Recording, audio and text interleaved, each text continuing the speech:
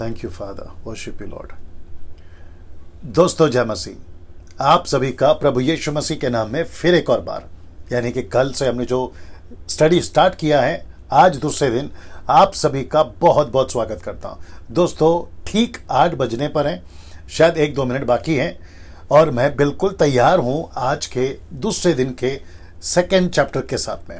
और आशा करता हूं कि आप लोग भी सलामत और आप लोग भी खैरियत से होंगे और सब कुछ ठीक चल रहा होगा यीशु के अनुग्रह से। ठीक है ना दोस्तों? ना जल्दी से आप जो चीज़ें हम करते हैं हमेशा वो जल्दी से कर लेते हैं। आवाज़ ठीक से आ रही है, विजुअल ठीक से दिख रहा है, सब कुछ नीचे टाइप करके बता दें। साथ ही साथ आप कहाँ से हैं, कौन से कंट्री से हैं, भारत के किस राज्य से हैं, मुंबई से हैं, पूना से हैं, नागपुर से हैं, दिल्ली से हैं, कल मैंने दिल्ली का नाम नहीं लिया, आप दिल्ली से हैं, कलकत्ता से हैं, बंगाल से हैं, आप भोपाल से हैं, भोपाल से भी काफ़ी लोग देख रहे हैं, और साथ ही साथ रांची, झारखंड, क्या कहते हैं, छत्तीसगढ़, बिलासपुर, रायपुर, और क्या है ना, ये सभी जगहों से, नासिक से कुछ लोग देख रहे हैं, गुजरात के सूरत से कुछ लोग देख रहे हैं, और आपका पड़ोसी मुल्क पाकिस्तान, और साथ ही साथ नेपाल, मैं समझता हूँ साउथ अफ्रीका, फिर आपका UK, USA, Italy, New Zealand, Fiji, और क्या है, काफ़ी लोग कॉल करते हैं कई जगहों से, अरब कंट्री, और मैं समझता हूँ कल मैंने कुछ नाम लिया था, सलोमी बताइए, कुछ और भी कंट्री से कॉल्स आ रहे हैं, इज़राइल से भी कॉल्स आते हैं या मैसेजेस आते हैं कि पास्टर जी हम आपको यहाँ से भी सुन रहे हैं। बेल्जियम एक नया जो है कंट्री जुड़ गया है, मैं समझता हूँ। तो इन सभी जगहों से आप लोग देख रहे हैं, आप लोग अपनी उपस्थिति, अपनी जो प्रेजेंस है वो जो है दर्ज कराएं कि आप यहाँ से देख रहे हैं। लेकिन यूट्यूब वाले आप जितने भी हैं, आप नीचे ना लिखें कि आप कहाँ से हैं, ज़रूरत नहीं है, क्योंकि लाइव चल रहा है फेसबुक पे और इसके बाद ही आपके यूट्यूब पे वो अपलोड होता है। जी दोस्तों, मुझे बेहद खुशी है, मैं बहुत उत्साहित हूँ आज दूसरे दिन आपके बीच में इस अद्भुत टीचिंग को लाने के लिए, और मैं समझता हूँ कि कल का दिन आपके लिए बहुत आशीषित रहा। मुझे काफ़ी मैसेजेस आए हैं, मैं समझता हूं कि कल की वीडियो फेसबुक पे 25,000 अब तक देख चुके हैं और यूट्यूब पे 12,000, तो मैं समझता हूं कि 35,000 के आसपास, अगर मैं गलत नहीं हूं, या उससे भी ज़्यादा लोग अभी तक देख चुके हैं। और परमेश्वर, मुझे लगता है कि कल ऑनलाइन 1400 लोग देख रहे थे, 1.4 के मैं समझता हूं कल देख रहे थे। आज शायद उसकी तादाद बढ़ सकती है, परमेश्वर को महिमा मिले हर चीज़ के लिए। ठीक है ना? ना आपका काम यहां है कि आप लोग खूब शेयर करें ना। मुझे ये भी पता चला है कि कुछ पास्टर्स या कुछ चर्चेस जो है उनके व्हाट्सएप ग्रुप पे मेरे वीडियोस को देखना या कोई सेंड करते हैं, उनको पसंद नहीं आ रहा है। तो मैं कहना चाहूँगा उन पास्टरों को, उन व्हाट्सएप के एडमिनों को कि सर मैं क्या दे रहा हूँ, परमेश्वर का वचन मैं क्या भेज रहा हूँ, सही शिक्षाएं। अच्छा, आपको कोई चीज़ों से तकलीफ है, उसको, ईगो को अलग रखिए, अपने जो भी चीज़ें उसको अलग रखिए, लेकिन कम से कम परमेश्वर का वचन के साथ ऐसा मत करिए सर, नहीं तो न्याय के दिन आपको बहुत बड़ा इसका जो है जवाब देना होगा। ठीक है ना? हम यीशु को और यीशु के वचनों के साथ में किसी प्रकार का लालच या जलन या ईगो के चलते किसी को मत रोके। मैं उन लोगों से रिक्वेस्ट कर रहा हूँ, परमेश्वर का वचन है, फैलने दीजिए। मैं क्या सिखा रहा हूँ, मेरी डॉक्ट्रिन सही है, साउंड डॉक्ट्रिन है, पिता पुत्र पवित्र आत्मा जो भी बाइबल मानती है या जो भी कहती है मैं उसको लेकर चलता हूँ। तो मुझे नहीं लगता कि किसी को कोई तकलीफ होनी चाहिए। तो खूब शेयर करिए, जहां तक शेयर कर सकते करिए, गांव में, शहरों में, नेशनली, इंटरनेशनली, जहां शेयर कर सकते हैं करिए ना। दोस्तों मैं शुरुआत में कुछ टाइम लेता हूं, यूट्यूब वाले भी सोच रहे होंगे कि डैनियल भाई आप डायरेक्ट टॉपिक पे आ जाया करो। यार आना तो मैं भी चाहता हूं, क्योंकि आज का टॉपिक भी थोड़ा सा लंबा है, मैं भी आना चाहता हूं, लेकिन ये जो ज़रूरी बातें हैं ना, ये बहुत ज़रूरी है शुरुआत में वाली जो करनी होती है। चलिए दोस्तों, 550 लोग अभी जुड़ गए हैं, मैं आप सभी का यीशु के नाम में बहुत बहुत स्वागत करता हूं। अब आज का जो चैप्टर है बहुत तगड़ा है, बहुत सारा मटेरियल है, मेरी भाषा में जो मैं हमेशा प्रचार में यूज़ करता हूँ, बहुत सारा मसाला है। जी हाँ दोस्तों, बहुत सारा मसाला है, और वो सारी चीज़ें 1 घंटे में देना मुझे नहीं लगता है वो पॉसिबल होगा, शायद आज थोड़ा समय जाएगा। उसके लिए आप लोग बिल्कुल तैयार रहिएगा। मैं समझता हूँ कि पेट भर के आज परमेश्वर का वचन आपको मैं लाया हूँ खिलाने के लिए। आशा करता हूँ आप लोग बिल्कुल तैयार हैं। यहाँ से हम शुरू करना चाहेंगे, जो कि 12 दिन का ये स्टडी है, 12 days study on the book of Daniel, और जो कि अभी मैं यहाँ पे दिखा रहा हूँ, ये सेकेंड डे है, यानी कि डे 2 चैप्टर 2 पे हम बात करेंगे। लेकिन उसके पहले सब ठीक है, यहाँ पर सब ठीक दिख रहा है ना। 650 लोग जुड़ गए हैं, अब मुझे शुरू होना चाहिए और मैं यहां से शुरू हो रहा हूं। यूट्यूब वालों, आप लोग जहां से भी हैं, आप सभी का स्वागत है, सभी का स्वागत है। आपके कमेंट्स को मैं खुद पढ़ता हूं, फेसबुक हो या यूट्यूब हो, मैं खुद पर्सनली पढ़ता हूं। मैं लाइक जो करता हूं कमेंट्स के ऊपर, जो रिप्लाई देता हूं वो मैं खुद करता हूं, मेरी टीम नहीं करती, मैं खुद करता हूं। तो आपका लाइक, आपका कमेंट्स और आपके जितने भी जो आप रिस्पांस देते हैं मेरे मैसेजेस के प्रति, मैं उन सभी के लिए परमेश्वर के नाम से आप सभी को बहुत बहुत धन्यवाद देता हूं। ऐसे ही मेरे साथ में बने रहें, मकसद एक ही है। अच्छा, 2 नाम लेना भूल गया मैं। एक है मसीह मंथन ग्रुप जो अभी देख रहा है, आप लोगों का सभी का स्वागत है। 5 ग्रुप चल रहे हैं मसीह मंथन, 1 2 3 4 5, सबका स्वागत है। आप जहां से भी है भारत के हिस्से से, सबका स्वागत है। साथ ही साथ में मेरी मिनिस्ट्री, मेरी कलीसिया ऑफ कोर्स यीशु की है, लेकिन बोलना पड़ता है बहुत सारे चर्चेस में, कॉन्टेक्स्ट को समझिएगा।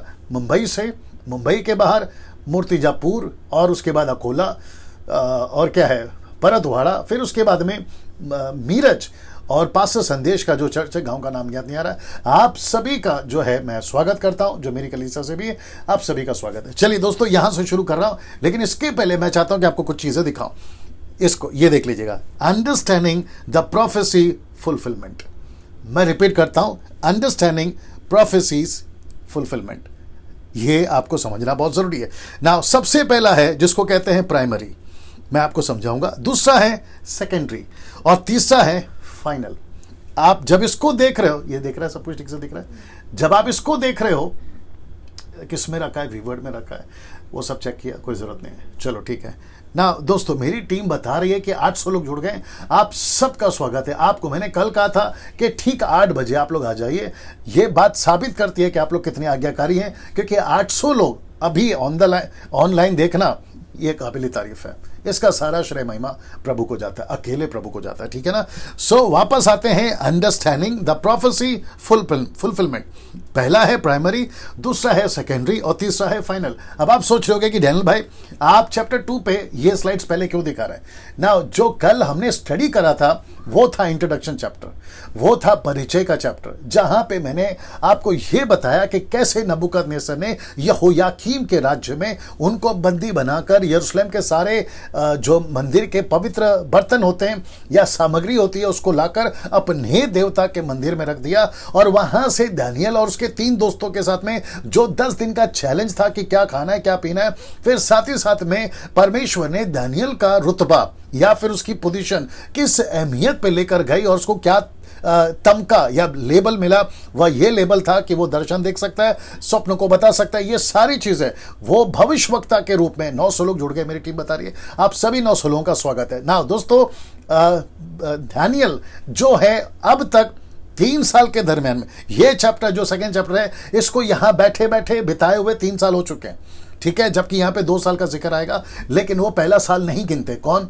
जो बेबीलोन से, वो पहला साल नहीं गिनते। वो पहला साल को छोड़कर जब दूसरा साल होता है तो उसी को कहते हैं 3 साल, यानी कि टोटल 3 साल के दरमियान में ये दर्शन का चक्र या फिर अभी जो जिक्र है मैं करूंगा। तो दानियल जो है वो अभी यहां पर है, जो ये 3 तरह की प्रोफेसी की बात यहां पे कर रहा है ना। प्राइमरी का मतलब है जब प्रॉफिट डैनियल या स्वप्न बताने वाला डैनियल जब कोई भी चीज को भविष्य में बोलता है या प्रोफेसी करता है, तो वो 3 चीजों को बताता है। और हमको भी ये 3 चीज को समझना होगा कि जब डैनियल कह रहा है तो प्राइमरी का मतलब है मेरे जीते जी, मतलब डैनियल के जीते जी, ये वाला मैं नहीं, ये वाला डैनियल के जीते जी, अगर उसके जीवन काल में जो प्रोफेसीज पूरी हो रही है उसको कहते हैं primary. I hope you got the point. दूसरा है सेकेंडरी, जिसको कहते हैं कि डैनियल भी खत्म हो गया, 1 साल माफ करिए 100 साल 200 साल या 2 पीढ़ी 3 पीढ़ी जब बीत गई, तो उसके दरमियान जो प्रोफेसीज हुई है या फिर 500 साल के गैप में, उसको कहते हैं सेकेंडरी। लेकिन जो फाइनल है उसको कहते हैं कि एंड टाइम। एंटी क्राइस्ट का प्रोफेसी इसने करा है, यीशु के आने का इसने प्रोफेसी करा है। तो ये 3 तरीके से जब मैं आपको यहां से अभी 12वें अध्याय तक लेकर जाऊंगा, तो ये हर स्लाइड में आपको दिखाई देगा। मतलब इतना लंबा नहीं बोलूंगा, लेकिन ये आपको दिखाकर ही लेकर जाऊंगा, क्योंकि बहुत सारे लोगों का अपना अपना एक थियरी है। सब अपने अपने तरीके से जो प्रभु के लोग हैं वो सिखाते हैं, और मैं किसी को गलत नहीं बोलूंगा, जिसका जैसा है वैसा करने दीजिए, कोई दिक्कत नहीं है। लेकिन जब मेरी बारी आती है, मैंने जैसे आपसे कहा है, मैं हर चीज को बारीकी से स्टडी करता हूं, कॉन्टेक्स्ट को स्टडी करता हूं, स्क्रिप्चर्स को स्टडी करता हूं, हिस्ट्री को स्टडी करता हूं, क्रिटिक्स को स्टडी करता हूं, कॉन्टेक्स्ट को स्टडी करता हूं। ये सारी चीजों को स्टडी करने के बाद में मैं आपके पास आता हूं, और वही मैंने किया था प्रकाशित वाक्य की पुस्तक में, और यही मैं अभी कर रहा हूं। ठीक है ना। नाउ जब मैं कह रहा हूं कि प्राइमरी, सेकेंडरी और फाइनल, तो ये तीनों एंगल से आपको दानियल का सपना, नबूकदनेस्सर का सपना, दानियल की प्रोफेसी को समझना होगा। नाउ होप कि आप समझ गए। नाउ दोस्तों, अब यहां से शुरू होता है chapter 2 is the chapter of 5 kingdoms. ये देख लीजिए, मैं रिपीट करता हूं, ठीक से दिख रहा है उसमें। मैं रिपीट करता हूं कि chapter 2 is the chapter of 5 kingdoms, मतलब 5 राज्य के बारे में यह चैप्टर है। मैं पहले से इसलिए कह रहा हूं क्योंकि आपको यह पता हो कि कौन सा वो 5 राज्य है। तो अभी से आपके दिमाग में इसको रखिए। जो YouTube, Facebook के जितने मेरे फॉलोवर्स हैं, जो आप लोग मुझे सुनते हो, आपको मैं कोशिश करता हूं कि जो नीचे तबके के लोग हैं वो समझ सके, जो ऊंचे के तबके के लोग हैं वो समझ सके, जो अभी अभी प्रभु में है वो समझ सके, और साथ ही साथ जो मजे हुए खिलाड़ी हैं वो भी समझ सके। मैं उसी तरीके से आपके बीच में बात करता हूं। इसको कहते हैं कि सांप भी मर जाए और लाठी भी ना टूटे, है ना, बात समझ में आ जाए। तो उस तरीके से आपके बीच में मैं रख रहा हूं ना। दोस्तों, इस अध्याय में टोटल 5 बातें, तो आइए देखते हैं सबसे पहला क्या है। पहला है पद 1 में, यहां से शुरू होगा राजा का सपना। दूसरा है, और साथ ही साथ ब्रैकेट में मैंने डाल दिया 5 किंगडम्स, क्योंकि उसने जो सपना देखा था वो 5 राज्य के बारे में देखा था, या 5 किंगडम्स को जिसको मैं बता रहा हूं ना। दूसरा असफल ज्योतिष, ये चलेगा पद 2 से लेकर 12 तक में। याद रखो, चैप्टर 2 की बात कर रहा हूं, तो पद लिखा है, चैप्टर नहीं लिखा है, आगे आप समझदार हैं। तीसरी बात, परमेश्वर का सच्चा दास, ऑफकोर्स दानियल, परमेश्वर का सच्चा दास, पद 13 से 30 तक चलेगा। मैं आपको, और खूब मजा आएगा, मैं डंके की चोट पे अभी से बोल देता हूं, आपको खूब मजा आएगा, ठीक है ना।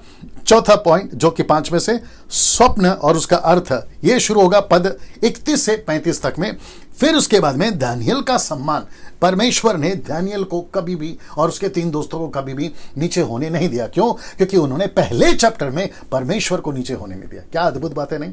आप जहां भी हैं, आप परमेश्वर को हमेशा ऊंचा रखें, परमेश्वर आपको ऊंचा रखेगा। ये बात को आपको समझना होगा। नीचे आमीन, प्रेज द लॉर्ड, जैसा आपको रिस्पॉन्स देना है, वो क्या भेजते हैं आप लोग, थम वाला, नमस्ते वाला, वो हार्ट शेप वाला, आप जितना भेज सकते हैं भरकर भेजिए। बड़ा अच्छा लगता है जब मैं देखता हूं, तो ऐसा वो ऊपर जाते रहता है, तो मुझे अच्छा लगता है कि एक भरमार सी चल रही है। तो सिर्फ स्टडी भी करिए और ये काम भी जारी रखेगा। बहुत बहुत धन्यवाद। सो दानियल का सम्मान, पद 46 से 49 बोलते हैं, 49, राइट, 46 to 49। नाउ दोस्तों, अब बात करते हैं पद 1 की, जहां नबूकदनेस्सर राजा ने अपने जीवन काल के 3रे वर्ष में, यहां 2 लिखा पाया जाएगा, लेकिन मैं वापस कहता हूं वो 3 है। अभी कुछ लोग जो क्रिटिक्स जो ढूंढते हैं ना हमारी गलतियां, उन लोगों के लिए बात बोल रहा हूं। तो चारों तरफ से चारों खाने चित करके बात करता हूं मैं, ठीक है ना। ना, ये हो गया आपका पहला है राजा का सपना। आइए देखते हैं क्या लिखा है। लिखा है सबसे पहले अपने राज्य के 2रे वर्ष में, ये देख लिया आ गया ना, राज्य के 2रे वर्ष में, और जो कि नबूकदनेस्सर ने ऐसा स्वप्न, अब आप देख रहे हैं इंग्लिश में ब्रैकेट में ड्रीम्स, तो इसको कहते हैं प्लूरल। ये सिंगुलर नहीं है, ये प्लूरल है, बहुवचन है, एक वचन है। तो हिंदी में जब ट्रांसलेट हो रहा था विलियम कैरी साहब की वजह से, या फिर जिन्होंने उनको मदद करा, तो यहां पे लिखना चाहिए था सपनों, लेकिन वो नहीं लिख पाया, मुझे नहीं पता क्यों। लेकिन जब हम इंग्लिश पढ़ते हैं तो यहां पे ड्रीम्स है, ड्रीम ऑफ ड्रीम्स ऐसा है, तो यहां पर प्लूरल है, नॉट सिंगुलर। ये बात को भी ध्यान में रखिए, जिसके चलते मैंने यहां पर आपको बता दिया ना। दोस्तों, इसको देखिए,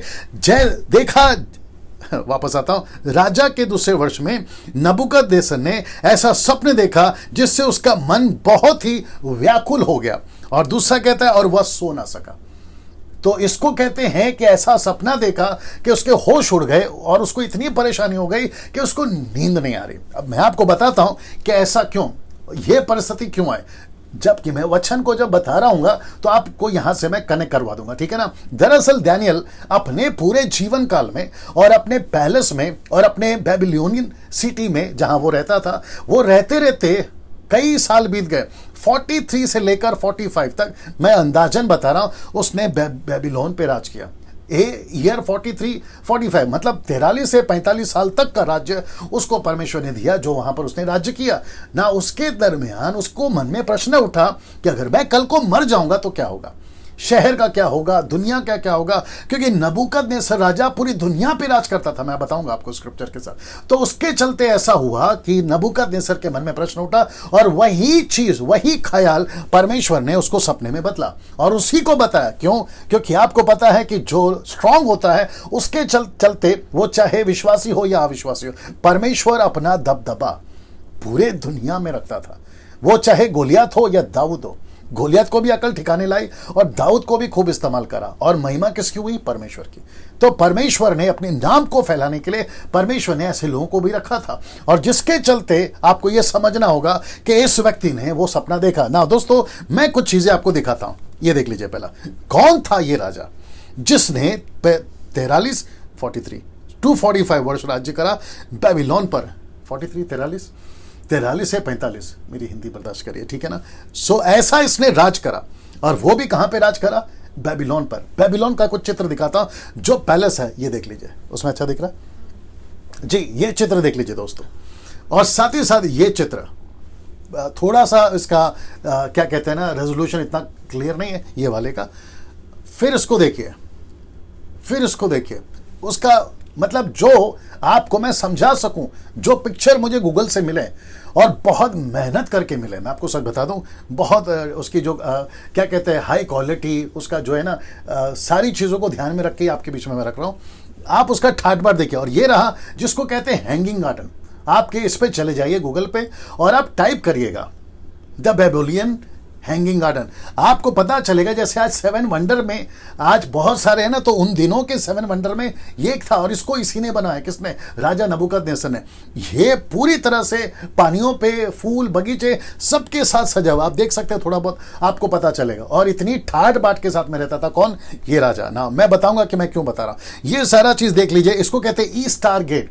यहां से एंट्री हुई थी, दानियल की 3 दोस्तों की, और यहां से वो अपना जो है दबदबा चलाता था। अब ये चित्र देख लीजिए, मतलब आप उसका ठाट बाट देखिए, आपको पता चलेगा। नाउ एशियन हिस्ट्री सेज, जो हिस्ट्री बताते हैं वो ऐसा कुछ कह गए। आइए देखते हैं क्या कह गए। The city wall was 60 miles long. मतलब ये जो शहर है, जो मैंने आपको अभी दिखाया, ये जो शहर है, ये 60 किलोमीटर दूर फैला था। 60 किलोमीटर दूर। तो मतलब अगर आप यहां से जाओ 15, फिर यहां 15, यहां 15 और यहां 15, ऐसे 15 किलोमीटर, 60 किलोमीटर फैला हुआ इसका ये पैलेस था, या इसका शहर आप बोल लीजिएगा। साथ ही साथ में वॉल हाइट वॉज 300 फीट। मतलब जो उसका दीवार होता था ना, वो 30 माले की मंजिल। आपके मुंबई में मेगा सिटीज में जो आप 30 माले की मंजिल देखते हैं ना, तो आपको दीवार जो है ना वैसे दिखेगी। चलिए पिक्चर वापस दिखा देता हूं जी। ये सारा चित्र देख लीजिए, हाँ, इसमें आपको पता चलेगा।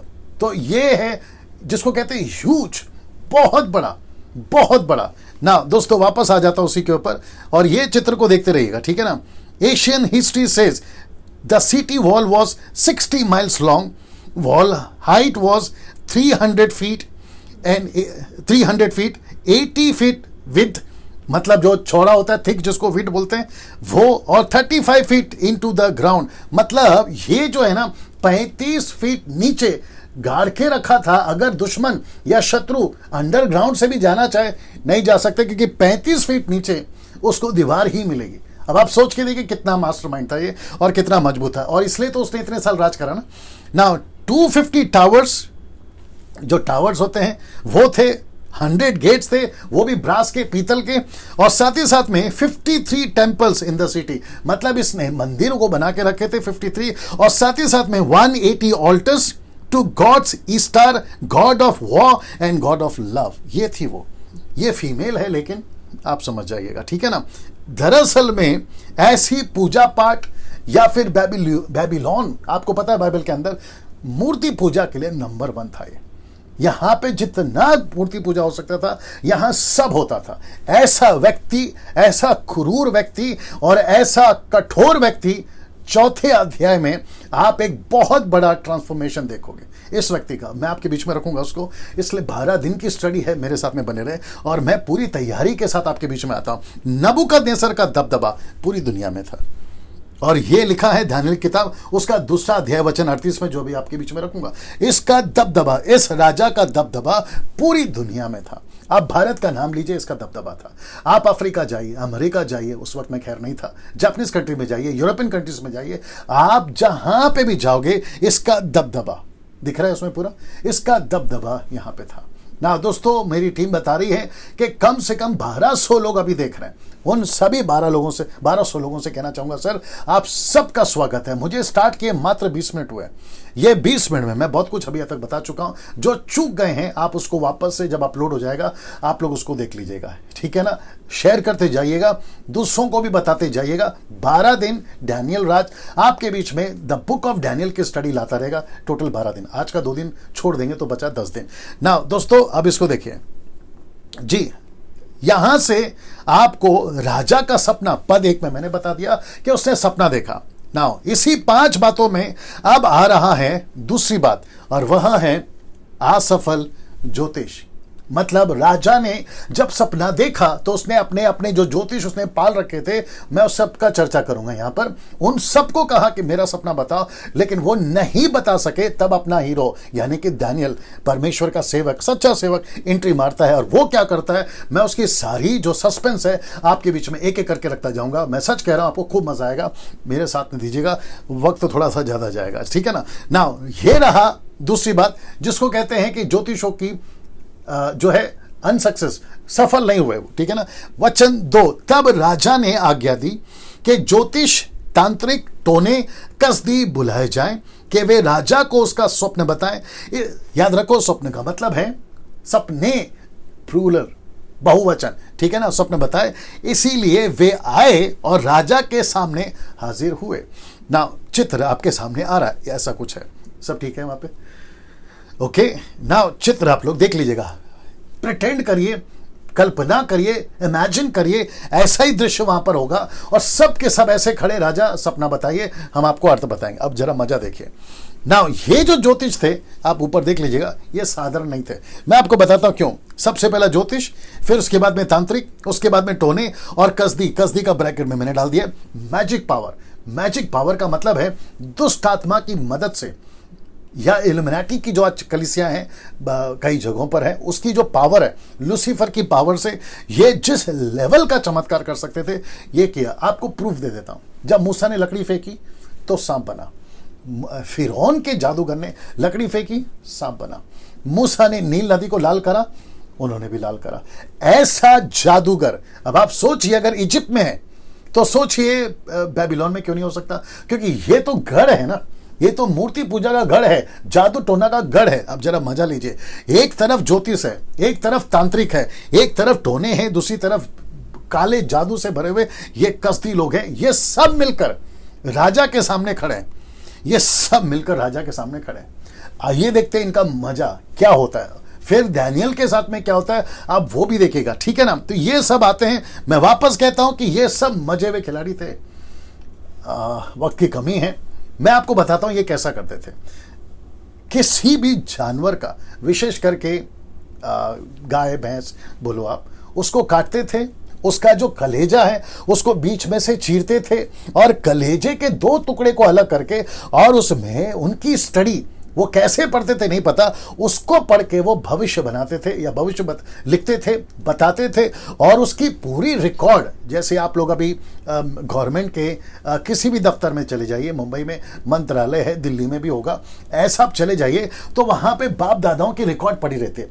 तो ज्योतिष भी रिकॉर्ड रखते थे कि कौन से राजा ने कौन से साल में कौन से दिन में क्या सपना देखा, उसके हिसाब से कैलकुलेट करके, एनालिसिस करके वो जो है सपना बताते थे। ये तरीका इनका था।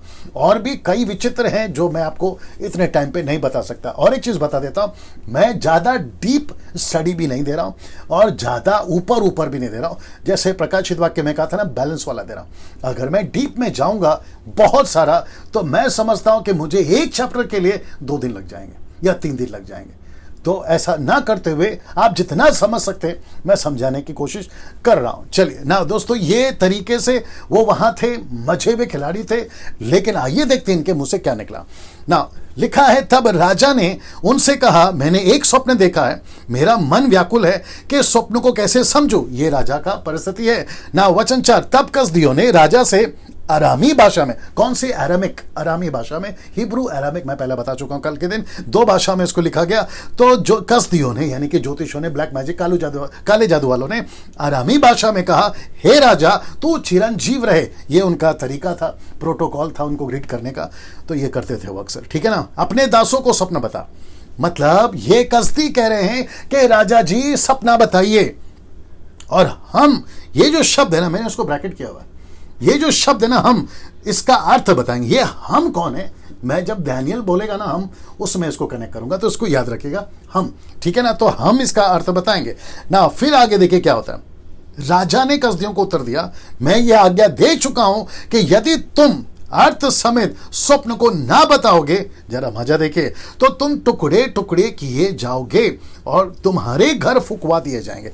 तो इसका मतलब है कि अभी दिक्कत यह है इन ज्योतिषों को, तांत्रिकों को, टोनों को, काले जादू वालों को, जिनके पास में लूसीफर की पावर है, याद रखो, जिसके पास में दुनिया भर का मूर्ति, दुनिया भर का देवी देवता उस वक्त में जो चलते थे, उन सब की ताकत है, उसको रखकर ये कह रहा है, राजा कह रहा है कि मुझे सपना भी बताओ कि मैंने सपना क्या देखा और उसका अर्थ भी बताओ। Can you believe this? ऐसी हालत थी इनकी। आप जवाब सुनना चाहते हैं इन्होंने क्या कहा?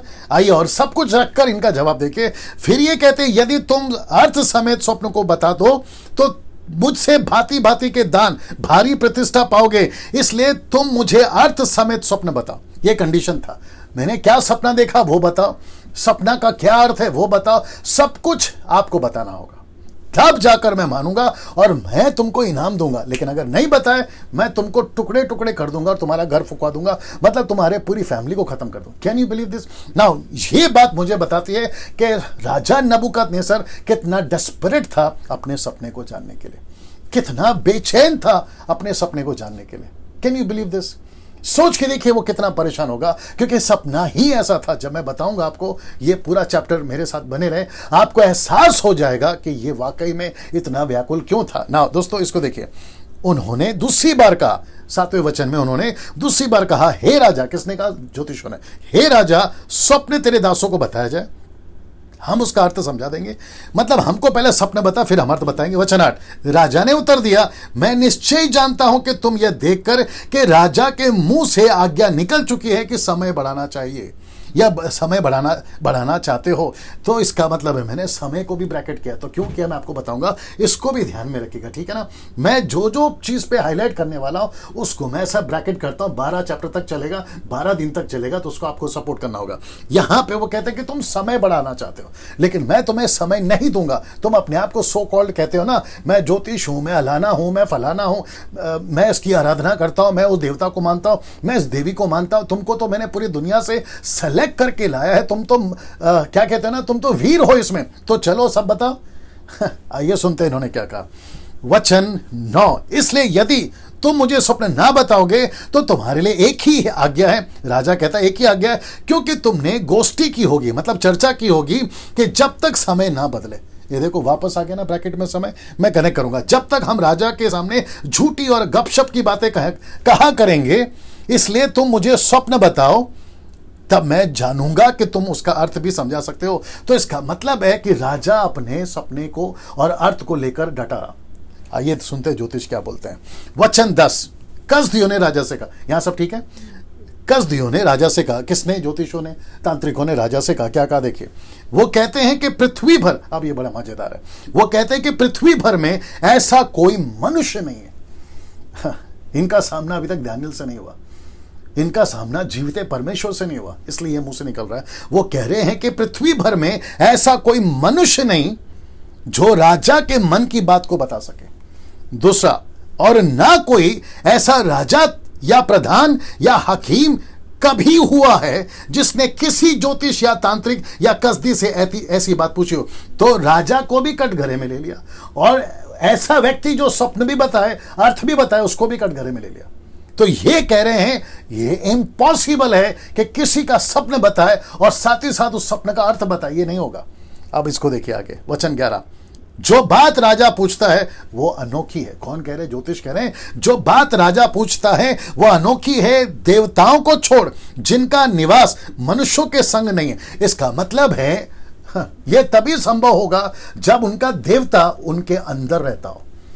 मैं वापस पढ़ देता हूं, जो बात राजा पूछता है वो अनोखी है, देवताओं को छोड़कर जिनका निवास मनुष्यों के संग नहीं। मतलब वो देवता मनुष्य के अंदर रहना चाहिए, तब जाकर यह संभव है। अब ऐसा कौन सा देवता है, ऐसा कौन सा गॉड है, ऐसा कौन सा देवी है, ऐसा कौन सा ईश्वर है, ऐसा कौन सा सृष्टिकर्ता है जो इस पृथ्वी पे मनुष्य के अंदर रहता हो, सिवाय एक, और वह है सृष्टिकर्ता परमेश्वर एलोहिम यीशु पवित्र आत्मा। Can you believe this? आप जैसा प्रतिक्रिया देना चाहो, जहां से बैठ के ताली बजाना चाहते थे, जैसा रिस्पॉन्स देना चाहो, नीचे आमीन लिखना चाहो, प्रेज द लॉर्ड लिखना चाहो, जैसा आपको ठीक लगे आप अपनी प्रतिक्रिया दे सकते हैं। 1300 लोग देख रहे हैं, उन सभी 1300 लोगों को मैं कहना चाहता हूं बहुत मजा आएगा आपको। आज दूसरा दिन है, कल का अगर आपने मिस किया होगा तो जाकर देख लीजिएगा, ठीक है ना। साथ ही साथ अगर जो लोग अभी जुड़े हैं, आपने मेरे चैनल को सब्सक्राइब नहीं किया है, जो यूट्यूब चैनल है, मैं रिक्वेस्ट करता हूं कर लीजिए, क्योंकि डैनियल राज यूट्यूब चैनल से पैसे नहीं कमाता, ये मुफ्त में करता हूं। मैं इसलिए कह रहा हूं क्योंकि वहां से कई वीडियोस में बनाता रहूंगा। इसके बाद मैं और भी कई टॉपिक्स पे बात करता हूं, उसको आप लोग देख सकते हैं। वापस आते हैं उसके ऊपर, वो कहता है कि और देवताओं को छोड़ जिनका निवास मनुष्य के संग नहीं है। अब देखो, और कोई दूसरा नहीं जो राजा को यह बात बता सके। इसका मतलब है कि जो भी सपना बता सकता है वो ईश्वर उसके अंदर होना चाहिए। अब मजेदार बात आ रही है, मैं आपके बीच में रखने जा रहा हूं। इस पर राजा ने झुंझलाकर, साथ ही साथ बहुत ही क्रोधित होकर बाबेल के सब पंडितों के नाश करने की आज्ञा दे दी। मतलब लेटर पे साइन हो गया, थप्पा लग गया कि जितने भी पंडित हैं, जितने भी ज्योतिष हैं, जितने भी काले जादू वाले हैं, उसमें दानियल और उसके 3 दोस्त भी आ गए, उन सबको सजाए मौत। ऐसा थप्पा मार के लेटर दे दिया गया। और एक व्यक्ति निकला, राजा का गुस्सा देख लीजिए, ये चित्र में राजा का गुस्सा देख लीजिए। एक व्यक्ति निकला ना, इसको देखते हैं। अंत ये आज्ञा निकली, वचन 13, अंत ये आज्ञा निकली और पंडित लोगों का घात होने पर था, पंडित लोगों का घात होने पर था। और लोग दानियल और उसके संगियों को भी ढूंढ रहे थे कि वे उसको भी घात करें, मतलब उसको भी मार दें। अब जरा मजा देखिए, वचन 14, राजा का स्वप्न। ओके ना, अब आ रहा है एक तीसरा 5 में से तीसरा पॉइंट, सच्चा परमेश्वर का दास। अब यहां पे ये दिखा देता हूं। अब होती है डैनियल की एंट्री, अब होती है डैनियल की एंट्री, क्योंकि यहां पे कहा था कि डैनियल को भी मार दो। ये देखिए, डैनियल को भी मार दो, तो लोग डैनियल को ढूंढ रहे थे। जिन्होंने कहा ना कि सबको मार देना है, वो डैनियल को भी ढूंढ रहे थे। जब डैनियल को ढूंढ रहे थे तो ये तीसरी बात आ गई 5 में से। पहला है राजा का सपना, दूसरा है असफल ज्योतिष, जो कि मैं अभी बता चुका हूं। अब इसकी एंट्री हो रही है एक परमेश्वर का सच्चा दास, परमेश्वर का सच्चा दास की एंट्री हो रही है, यानी कि डैनियल की एंट्री हो रही है ना। इसको देखिए, परमेश्वर का सच्चा दास से मेरा क्या मतलब है? परमेश्वर सबके साथ काम नहीं करता। जी दोस्तों, मैं रिपीट कर दूं, परमेश्वर सबके साथ काम नहीं करता। परमेश्वर उसी के साथ काम करता है जो परमेश्वर का सच्चा दास हो। मैंने कल आपको बताया था, यही वजह है कि दानियल और उसके 3 दोस्तों ने पाप के साथ कॉम्प्रोमाइज नहीं किया, उनका खाना नहीं खाया, उनके साथ दारू नहीं पिया, उनके कल्चर को उन्होंने ध्यान में रखा, हर चीज को उन्होंने समझा और उन्होंने कहा कि कुछ भी हो जाए हम गुलाम हैं, लेकिन हम अपने रुबाब के साथ चलेंगे। मैंने बीच में एक वीडियो बनाया था कि सुअर और कुत्तों के आगे मोती मत डालो। इसका मतलब है कि जब तुम यीशु का प्रचार करते हो, बीच में मुझे पता चला कि अपने छत्तीसगढ़ में कहीं पे कुछ भाइयों के ऊपर अटैक हुआ, रास्ते पे उनको मारा गया, उनको बहुत भला बुरा बोला गया। उन सभियों को अगर वो देख रहे हैं या उनसे रिलेटेड दोस्त लोग देख रहे हैं, ये वीडियो उन तक भी पहुंचाइए। किसी के बाप से डरने की जरूरत नहीं है। यीशु का प्रचार करते वक्त में किसी के बाप से डरने की जरूरत नहीं है। मैं आपको अभी बोल देता हूं। ऐसा क्यों डैनियल भाई? मैं बताता हूं। देखो, वो क्या कर सकते हैं? ज्यादा से ज्यादा मार सकते हैं। तो यीशु ने तो वैसे ही कहा है, अगर तुम मेरे सुसमाचार के लिए मरते हो, मेरे राज्य के लिए मरते हो, तो अनंत काल का जीवन आपके पास में है। मैं वापस कहता हूं, आजकल वैसी मौतें हो रही है, कोरोना वायरस है, कभी ये है, कभी हलाना है, कभी फलाना है, चारों तरफ तो मौत है ही। कभी रास्ते में आराम से चल रहे तो गाड़ी उड़ाकर चली जाती है, आज नहीं तो कल वैसे ही मरना है। अच्छा, हम दुनिया में है ही परदेसी, एक ना एक दिन तो अपने हमेशा के घर पे जाना है ना।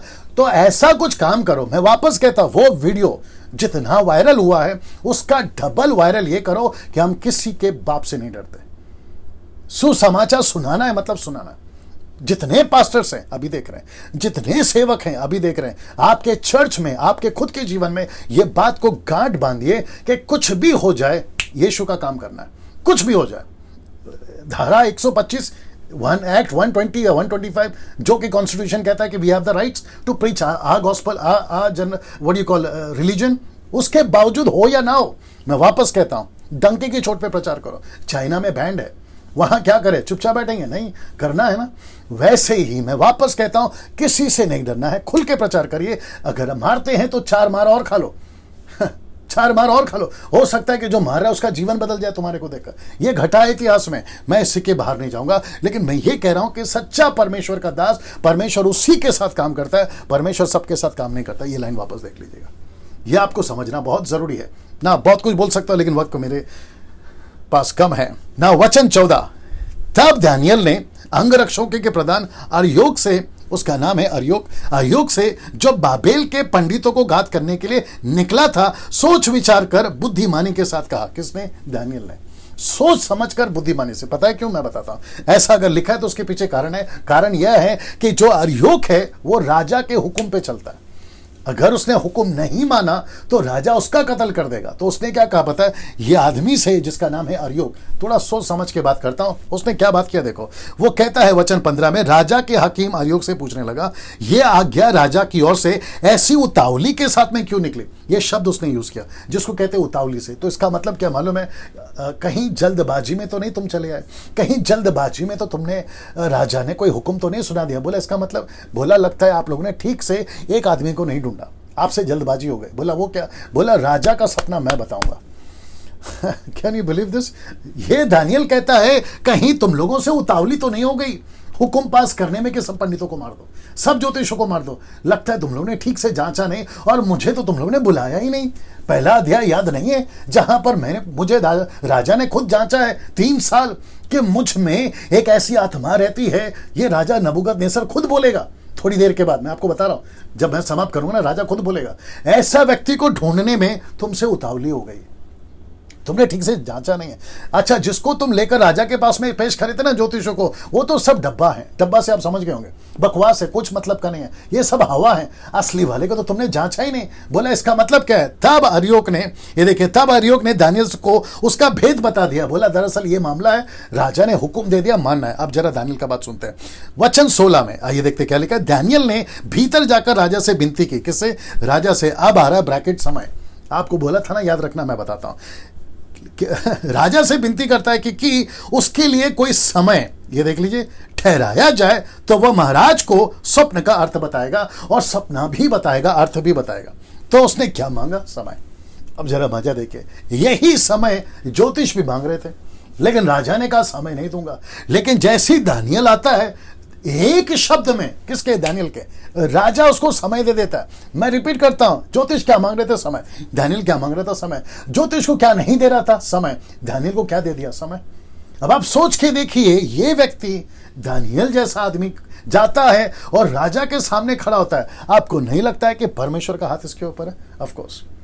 तो मैं रिपीट करता हूं, आप जहां पे भी हैं, जिस कंट्री में हैं, जिस नेशन में, आपको परमेश्वर के हाथ में बने रहना है। मैंने इसलिए कहा, मैं वो पोस्ट आपको फिर से दिखा देता हूं, परमेश्वर सबके साथ काम नहीं करता, परमेश्वर सच्चे दासों के साथ काम करता है। सच्चे दासों का मेरा कल बता दिया था कि कहां कहां कॉम्प्रोमाइज कर जाते हो आप, हर चीज में कॉम्प्रोमाइज कर जाते हो, फिर आशा रखते हो कि परमेश्वर आपके साथ में काम करे। आई विश कि मेरे पास में टाइम बहुत होता, क्योंकि दिमाग में बहुत कुछ चल रहा है। मैं करूंगा 12 दिन के बीच में वो बात को रखूंगा, लेकिन अभी मैं स्किप करता हूं उसको ना। यहां पे वो कह रहा है, वो मांग रहा है समय, और राजा ने उसको समय दे दिया ना। इसको देखिए, वचन 17, तब दानियेल ने, ये बहुत इंपॉर्टेंट है, यहां सब ठीक चल रहा है, यहां सब ठीक है, उल्टे सीधे कुछ लोग ओके। तब दानियेल ने अपने घर में जाकर अपने संगी दासों को, दोस्तों को, माफ करें, अपने संगी दोस्तों को, याद रखो, शद्रक, मेशक, अबेदनगो, यहां पर वो नाम नहीं ले रहा। कौन सा नाम ले रहा है? ओरिजिनल नाम क्या ले? देखो, हनन्याह, मिशाएल, अजर्या को यह हाल बताकर कहा। तो राजा ने इनका नाम बदला, लेकिन दानियेल उनको उसी नाम से बुला रहा है। आगे आप समझदार हैं। वचन 18, इस भेद के विषय में स्वर्ग के परमेश्वर की दया के लिए यह कहकर प्रार्थना करो कि बाबेल के और सब पंडितों के संग दानियेल और उसके संगी भी नाश ना किए जाएं। ये प्रार्थना करते हुए कि हम प्रार्थना करेंगे और परमेश्वर से मांगेंगे। अब जरा मजा देखिए, ये चित्र देख लीजिए, सब ठीक है, सब ठीक दिख रहा है? ओके, ना ये सपना देख लीजिए, ये वचन देख लीजिए। वचन 19 कहता है कि तब अब भेद दानियल को रात के समय दर्शन के द्वारा प्रकट किया गया। तब दानियल ने स्वर्ग के परमेश्वर का यह कहकर धन्यवाद किया। लेकिन उसके पहले एक वचन पढ़वा देता हूं, गिनती की किताब उसका 12 क्या लिखा देखिए। तब यहोवा ने कहा, मेरी बातें सुनो, यदि तुम में कोई नबी हो, दानियल नबी था, यदि तुम में कोई नबी हो तो उस पर मैं यहोवा दर्शन के द्वारा अपने आप को प्रकट करूंगा, वह स्वप्न में उससे बातें करूंगा। तो परमेश्वर ने इस व्यक्ति से बात की। क्यों की? यह लायक था। आज कुछ लोग बोलते हैं परमेश्वर मुझसे बात नहीं करता। परमेश्वर क्यों बात करेगा आपसे? पहले लायक तो हो जाओ। कहते हैं कि परमेश्वर मुझे दर्शन नहीं देता, क्यों देगा? पहले लायक तो हो जाओ। बात समझ में आ रही है ना? कुछ लोग कहते हैं कि परमेश्वर ने उसका इस्तेमाल किया, एलिया का किया, एलिशा का किया, मूसा का किया, यहोशू का किया, इसका किया, अलाना किया, फलाना किया। आज के भी कुछ 16-17 सदी के जो सो कॉल्ड प्रभु के बड़े बड़े दास हैं, उनका नाम लेते, बोले प्रभु मुझे वैसे इस्तेमाल करो। परमेश्वर बोलता है बेटा पहले लायक तो हो जा, पहले लायक तो हो जा। बीच में अभी थोड़ी देर पहले मैं किसी को सुन रहा था, अपडेट जब चेक करता हूँ फेसबुक पे तो 2-3 वीडियो सामने ऐसे आ जाते हैं। स्क्रॉल करते करते तो मैं महाशय को सुन रहा था। खैर नाम तो मैं किसी का लेता नहीं हूँ और उस महाशय का नाम नहीं लूँगा, ना तो शहर का नाम लूँगा, नहीं तो आप पकड़ लोगे उसको। अभी वो स्टेटमेंट दे रहे थे कि हीलिंग कैसे होगी, आपको चमत्कार कैसे होगा, चारों तरफ बीमारियां चल रही हैं, आपको हीलिंग मिनिस्ट्री करने की टेक्निक बताऊंगा। अब मैं उन महाशय को कहना चाहता हूं कि सर आप शायद बाइबल को ठीक से नहीं पढ़ते। यीशु ने कहा मरकुस 16:16 का 17 से भी कहता है कि पहला विश्वास करो, बपतिस्मा लो। ये चमत्कार उसके साथ में इंक्लूड है। इसको कहते हैं सैल्वेशन पैकेज। तो चमत्कार कैसे करें उसकी ट्रेनिंग नहीं होती सर। चमत्कार आपके हाथों से कैसे हो उसकी ट्रेनिंग नहीं होती सर। यह परमेश्वर का गिफ्ट है। आप यीशु का काम करो, चमत्कार ऐसे होंगे। यीशु के पीछे चलो, चेला बनाओ, आत्मा बचाओ, कलीसियाओं की स्थापना करो, परमेश्वर ये काम करता जाएगा। इसलिए तो लिखा है ना मरकुस की किताब उसका 16 अध्याय वचन अगर आप 20 से पढ़ोगे, वहां पर लिखा है कि यीशु मसीह बादलों पर उठा लिए गए, उसके बाद चेलों के साथ परमेश्वर काम करता रहा और वो जो प्रचार करते थे, वो चिन्ह जो साथ साथ होते थे, वचन को दृढ़ करते थे, कंफर्म करते थे। ये है परमेश्वर का तरीका। ये सिखाओ ना सर, क्या सिखा रहे हो? थोड़ा सा सुधरो सर, ठीक है ना? बात को ध्यान में रखिएगा। और जितने फॉलोवर्स हैं आप लोग, आप जब किसी को फॉलो करते तो थोड़ा सा दिमाग लगाओ यार, हम किसको सुन रहे हैं, ठीक है ना? वापस आते हैं इसके ऊपर। तो डैनियल को स्वप्न मिल गया, डैनियल को स्वप्न का अर्थ भी मिल गया। अब जरा देखते हैं उसने धन्यवाद कैसे दिया। आपके बीच में रखने जा रहा हूं, इसलिए मैंने यहां पे डाल दिया। अगर आप उसकी योजना में हो, पहले इसको बता देता हूं, उसकी इच्छा के अनुसार प्रार्थना करोगे तो वो जरूर सुनेगा। मैं रिपीट कर देता हूं कि अगर आप उसकी योजना में हो और उसकी इच्छा के अनुसार प्रार्थना करोगे तो वो जरूर सुनेगा ना। परमेश्वर का नाम युगान युग धन्य है। दानियल उसको धन्यवाद दे रहा है।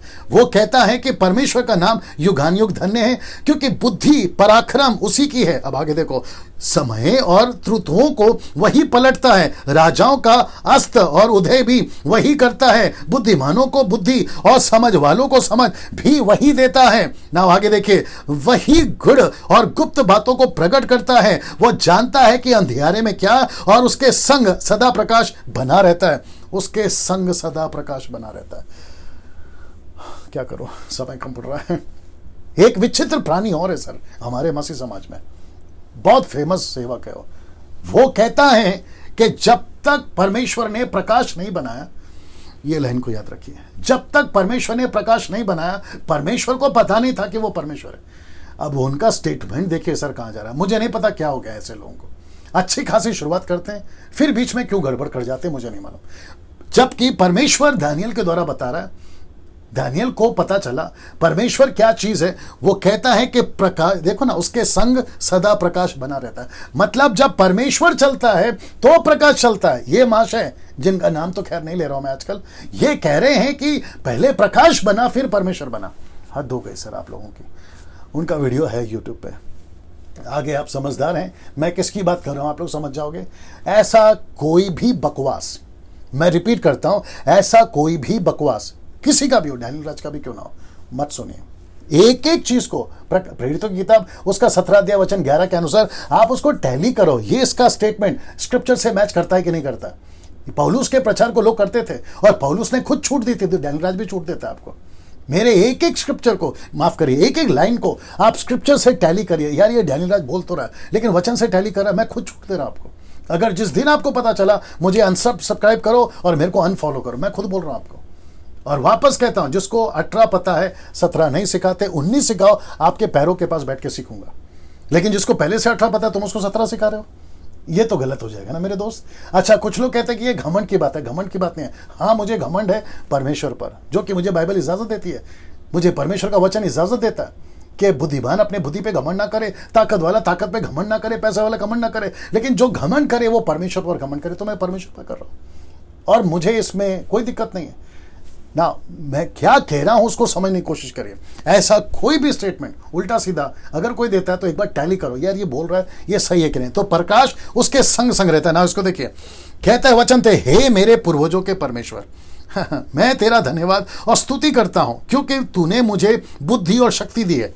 सीधे मुझे बुद्धि और शक्ति दी है, जिस भेद का खोलना हम लोगों ने तुझसे मांगा था। अब इसको देखिए, तूने मुझ पर प्रकट किया, तूने हमको राजा की बात बताई। अब इसको देखिए दोस्तों, तब दानियल ने अर्योक के पास, जिसे राजा ने बाबेल के पंडितों के नाश करने के लिए ठहराया था, भीतर जाकर कहा। किसने? दानियल ने कहा। अब उसकी एंट्री देखो सर, आप सोच के देखिए, पूरा लोडेड है। कौन? दानियल पूरा लोडेड है, सपने के साथ लोडेड है, अर्थ के साथ लोडेड है, परमेश्वर के सामर्थ के साथ लोडेड है, और वो बड़ी शान के साथ में एंट्री मारा है। मैं यही तो कह रहा हूं, आप भी लोडेड हो जाओ परमेश्वर के सामर्थ, परमेश्वर के दर्शन, परमेश्वर के प्रकाशन, वचन के प्रकाशन के साथ लोडेड हो जाओ। आप भी ऐसी ही चाल चलोगे। मुंबई, पूना, नागपुर, पंजाब, गुजरात, कलकत्ता, आप जहां से भी हैं, दुनिया के किसी भी कोने से ऐसे लोडेड हो जाओ सर। और बड़े शान से उसने एंट्री मारी और बाबेल के पंडितों को जो नाश कर रहा था, मुझे राजा के सम्मुख भीतर ले चल, मैं अर्थ बताऊंगा। कौन बोल रहा है? दानियल बोल रहा है, मैं अर्थ बताऊंगा ना। इसको देखिए, तब अर्योक ने दानियल को राजा के सम्मुख शीघ्र भीतर ले जाकर उससे कहा। अब यहां पे अर्योक क्या कर रहा है वो भी बताता हूं आपको। यहूदी बंधुओं में से एक पुरुष मुझको मिला है। तो अर्योक यहां पे क्रेडिट ले रहा है, वो कह रहा है मुझको मिला है। अब आप सोच के देखिए, इसमें अर्योक का कोई हाथ नहीं है। ऐसे कुछ लोग हैं, करते कुछ नहीं है लेकिन क्रेडिट बहुत लेते हैं। ये उसमें से एक था। दानियल ने बोला चलो कोई बात नहीं, छोड़ दो, राजा को स्वप्न का अर्थ बताऊंगा। तो मुझे यहूदी बंधुओं में से, जिसको हम बांध कर लेकर आए थे ना, उन बंधुओं में से एक पुरुष मिला है जो यहूदी है। ये तांत्रिक नहीं है, ये काला जादू नहीं करता। मजा आएगा सर आपको। ये जादू नहीं करता, काला जादू नहीं करता। ये किसी देवी देवता मूर्ति पूजा, किसी प्रकार का क्या कहते हैं जादू टोना या तांत्रिक नहीं है। ये एक यहूदी है। बोला यहूदी कहां से लाए थे? यरूशलेम से लाए थे इसको। ये वही व्यक्ति है जो पहले अध्याय में आपको मिला था राजा। अब राजा इसके जब जैसे उसको देखता है, राजा क्या कहता है मैं आपको बताता हूं। राजा ने दानियल से, जिसका नाम बेलतशस्सर भी था, पूछा। ये नाम किसने रखा? इसी ने रखा, बेलतशस्सर। इसका मतलब ये इनके देवता का नाम का रखा है, वो नाम से उसने कहा कि जिसका नाम बेलतशस्सर भी है। पूछा, क्या पूछा देखिए, क्या तुझ में इतनी शक्ति है? क्योंकि उसके सामने जो पंडित खड़े थे ना, उनकी शक्ति तो फेल हो गई। बड़े ध्यान से सुनिएगा, मजा आएगा। क्या तुझ में इतनी शक्ति है कि जो स्वप्न मैंने देखा तू उसका अर्थ समेत, तू उसे अर्थ समेत मुझे बताएगा? मतलब मेरा सपना भी बताएगा और अर्थ भी बताएगा। ये चैलेंज उसने रखा। उसने बोला तू बता सकता है? वाह, आपको उसका जवाब सुनाता हूं। इधर देखिए, दानियल ने राजा को उत्तर दिया, जो भेद राजा पूछता है वह ना तो पंडित, ना तांत्रिक, ना ज्योतिष। बड़े ध्यान से सुनिएगा, मेरे साथ बने रहेगा। अभी बिल्कुल भी मोबाइल को छोड़ के नहीं जाना, मतलब बिल्कुल भी ऑफलाइन नहीं होना। ध्यान से सुनिए, मजा आएगा आपको। दानियल ने राजा को उत्तर दिया कि जो भेद राजा पूछता है वह ना तो पंडित, ना तांत्रिक, ना ज्योतिष, ना दूसरे भावी बताने वाले राजा को बता सकते हैं। वो नहीं बता सकते हैं। अब इसको देखिए, परंतु मजा आएगा सर, परंतु भेदों का प्रकट करने वाला परमेश्वर स्वर्ग में है। हाँ, रिपीट कर दूं, लिखा है जो भेद को प्रकट करता है ना, वो एक परमेश्वर है, स्वर्ग में है।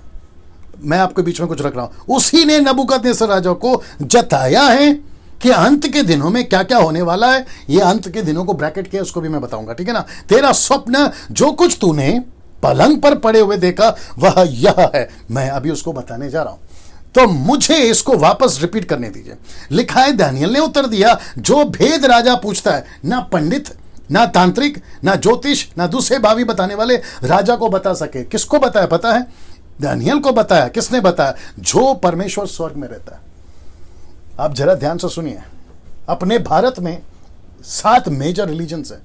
उन 7 मेजर रिलीजन्स में अपना क्रिश्चियन भी है। मैं क्रिश्चियन इसलिए बोल रहा हूं ताकि बाकी 6 आपको समझ में आ सके। हम क्रिश्चियंस नहीं, हम क्राइस्ट फॉलोवर्स हैं। हम यीशु के राज्य के लोग हैं। We don't call our self Christians, never. ठीक है ना? बाकी भारत के बाहर कितने रिलीजन्स है मुझे नहीं मालूम। मैं उन सभी को आज एक प्लेटफॉर्म पे खड़ा कर रहा हूं। मेरा प्रश्न है, जब ये पंडित पूछ रहे थे अपने अपने देवता को, अपने अपने देवी को, अपने अपने पूजने वाले को, तो ये कहां थे साहब? ना उस वक्त के अल्लाह ने बताया, ना उस वक्त के ईश्वर ने बताया, ना उस वक्त के किसी ने भी बताया, नहीं बताया। लेकिन स्वर्ग के परमेश्वर ने दानियल पे प्रकट करा कि अंत के दिनों में क्या होने वाला है। मैं वापस आपको कहना चाहता हूं, कुछ लोग कहते हैं इनकी बाइबल बदल गए, मूर्ख हो तुम लोग। कुछ लोग कहते हैं इनका बाइबल करप्ट हो गया, मूर्ख हो तुम लोग। हम copies of copies of copies of copies पे लेकर चल रहे हैं। मेरे पास में हिंदी इंग्लिश ट्रांसलेशंस हैं, मेरे पास में बाकी और ट्रांसलेशंस हैं। इससे कोई फर्क नहीं पड़ता। अगर 10 साल पहले का भी न्यूज़पेपर उठाओगे ना, वो चाहे टाइम्स ऑफ इंडिया का हो, लोकसत्ता का हो, या फिर कहीं का भी हो, वो लोकसत्ता पेपर पे जो 10 साल पहले प्रिंट हुआ था ना घटना, वो चाहे कितनी भी पुरानी हो, तो क्या घटना बदल जाती है? घटना तो घटी थी ना। उसको जिसने प्रिंट किया था वो पेपर तो वही है ना सर, ओरिजिनल ही है ना, वो घटना भी ओरिजिनल है ना। लेकिन आप उसको 10 साल के बाद में भी पढ़ोगे तो वही पढ़ने में आएगा जो 10 साल पहले आपने पढ़ा था। क्या बात करते हो यार? और हमको हमारा ओरिजिनल मैन्युस्क्रिप्ट नहीं है। मैं मानता हूं इस बात को। बहुत सारे स्कॉलर्स और बहुत सारे इंटरनेशनल लेवल पे ये एक्सेप्ट कर चुके हैं कि हमारे पास में ओरिजिनल मैन्युस्क्रिप्ट नहीं है, लेकिन हमको उसकी जरूरत भी नहीं है। हमारे पास में जो copies of copies of copies है ना, वो आप काफी है सर, वो काफी है। हम उसको पढ़कर आपके बीच में आ रहे हैं। तुम्हारा रखकर तुमने क्या कर लिया, ये फिर प्रश्न उठेगा ना सर। तो वापस कहता हूं कि परमेश्वर एक है स्वर्ग में, एक बैठा है परमेश्वर, जो दानियल का परमेश्वर, जिसको अभी ये दानियल आपके बीच में प्रचार कर रहा है। आपको समझना होगा सर, सच्चाई क्या, कहीं बहुत देर ना हो जाए। आजकल तो वैसे ही सारे चारों तरफ मौत मंडरा रही है। इस आखिरी पल में, इस ऐसी घटना के परिस्थिति में सच्चे ईश्वर को जानो। ये सब फेल हो गए, जितने तांत्रिक मांत्रिक थे ना, जादू टोना, सब फेल हो गए सर। अगर कोई उस वक्त में खड़ा रहा मजबूती से तो वो दानियल था, क्योंकि दानियल के साथ परमेश्वर था। ये आपको बात समझना होगा। आप जैसी प्रतिक्रिया देना चाहो आप लोग दे सकते हैं ना। दोस्तों, पलंग पर पड़े पड़े जो तूने देखा था, मैं उसका सपना बताऊंगा ना। इसको देखे, हे राजा, जब तुझको पलंग पर यह विचार आया। ये देख रहे हैं? तो मतलब आपने सपना नहीं देखा था, आप सोच रहे थे किसके बारे में? अंत के बारे में। इसलिए लिखा है कि भविष्य में क्या क्या होने वाला है आप मात्र सोच रहे थे, तब परमेश्वर ने आपको प्रकट किया। नबूकदनेस्सर जी, आपको प्रकट किया, किसी और ने नहीं किया, किसी और ईश्वर ने नहीं किया। किसी और पेड़ पे बैठने वाला, पेड़ के नीचे बैठने वाला, पत्थर पे रहने वाला, पत्ते पे रहने वाला, सूरज चांद को पूजा करने वाला किसी ने प्रकट नहीं किया। उसको यहोवा एलोहिम, यशु, थियोस ने प्रकट किया। ग्रीक वर्ड है थियोस, मतलब गॉड। उसने प्रकट किया और उसने बताया कि भविष्य में क्या क्या होने वाला। नबूकदनेस्सर से पूछिए कि परमेश्वर क्या चीज है। मैं कंक्लूड करूंगा तो आपको पता चल जाएगा ना। इसको देखिए दोस्तों, तब भेदों को खोलने वाले ने तुझको बताया। कौन है भेदों को खोलता है? अभी वो तारीफ कर रहा था ना कि भेदों को खोलने वाला आप परमेश्वर है। फिर क्या क्या होने वाला है ये सारी बातें बताए। आमोस की किताब उसका 4:13 में क्या कहता है, देखिए, देख, पहाड़ों का बनाने वाला और पवन का सिरजने वाला, जो मनुष्य को उसके मन का विचार, ये देख रहे, मन का विचार बताने वाला, भोर को अंधकार करने वाला, भोर को अंधकार करने वाला, जो पृथ्वी के ऊंचे स्थानों पर चलने वाला, उसी का नाम सेनाओं का यहोवा परमेश्वर यहोवा है। Can you believe this? आप ताली बजा सकते हैं जहां बैठकर देख रहे हैं। आप नीचे आमीन टाइप जैसा चाहें आप वैसा कर सकते हैं। ये है मनों का विचार प्रकट करने वाला। और अच्छों को परमेश्वर मनों का विचार प्रकट करता है, वो चाहे विश्वासी हो या अविश्वासी हो, क्योंकि परमेश्वर को अपना झंडा गाड़ना है। ओल्ड टेस्टमेंट की बात कर रहा हूं, आज तो परमेश्वर की कलीसिया है, वो काफी है ना। इसको देखिए दोस्तों, अब वचन 30 में, मुझ पर यह भेद, दानियल की नम्रता देखिए, इसलिए ये आदमी बड़ा अच्छा है।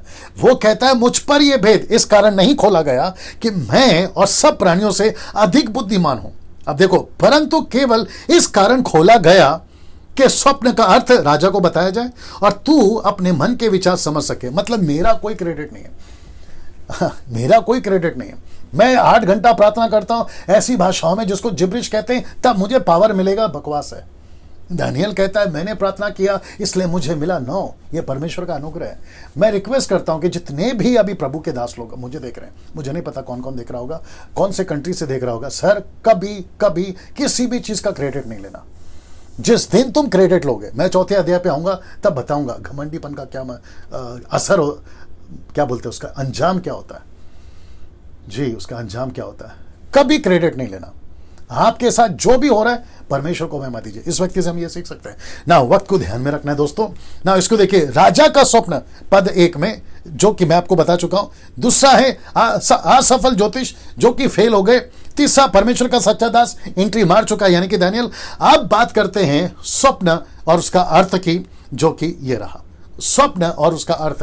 मैंने ये इसलिए रखा है ताकि आपको बराबर याद हो कि हम कौन से कड़ी में चल रहे हैं। 5 बातें, राजा का स्वप्न, असफल ज्योतिष, परमेश्वर का सच्चा दास, स्वप्न का अर्थ और दानियल का सम्मान। ये 5 बातें आपको बताऊंगा चैप्टर 2 में। नाउ अब चलते हैं 5 किंगडम्स पे, जो कि राजा ने जो सपना देखा उसमें 5 राज्य हैं। आइए देखते हैं कौन सा। नाउ सबसे पहले वचन 31, यहां सब ठीक है जी दोस्तों। मैं इसको रख रहा हूं थोड़ी देर के लिए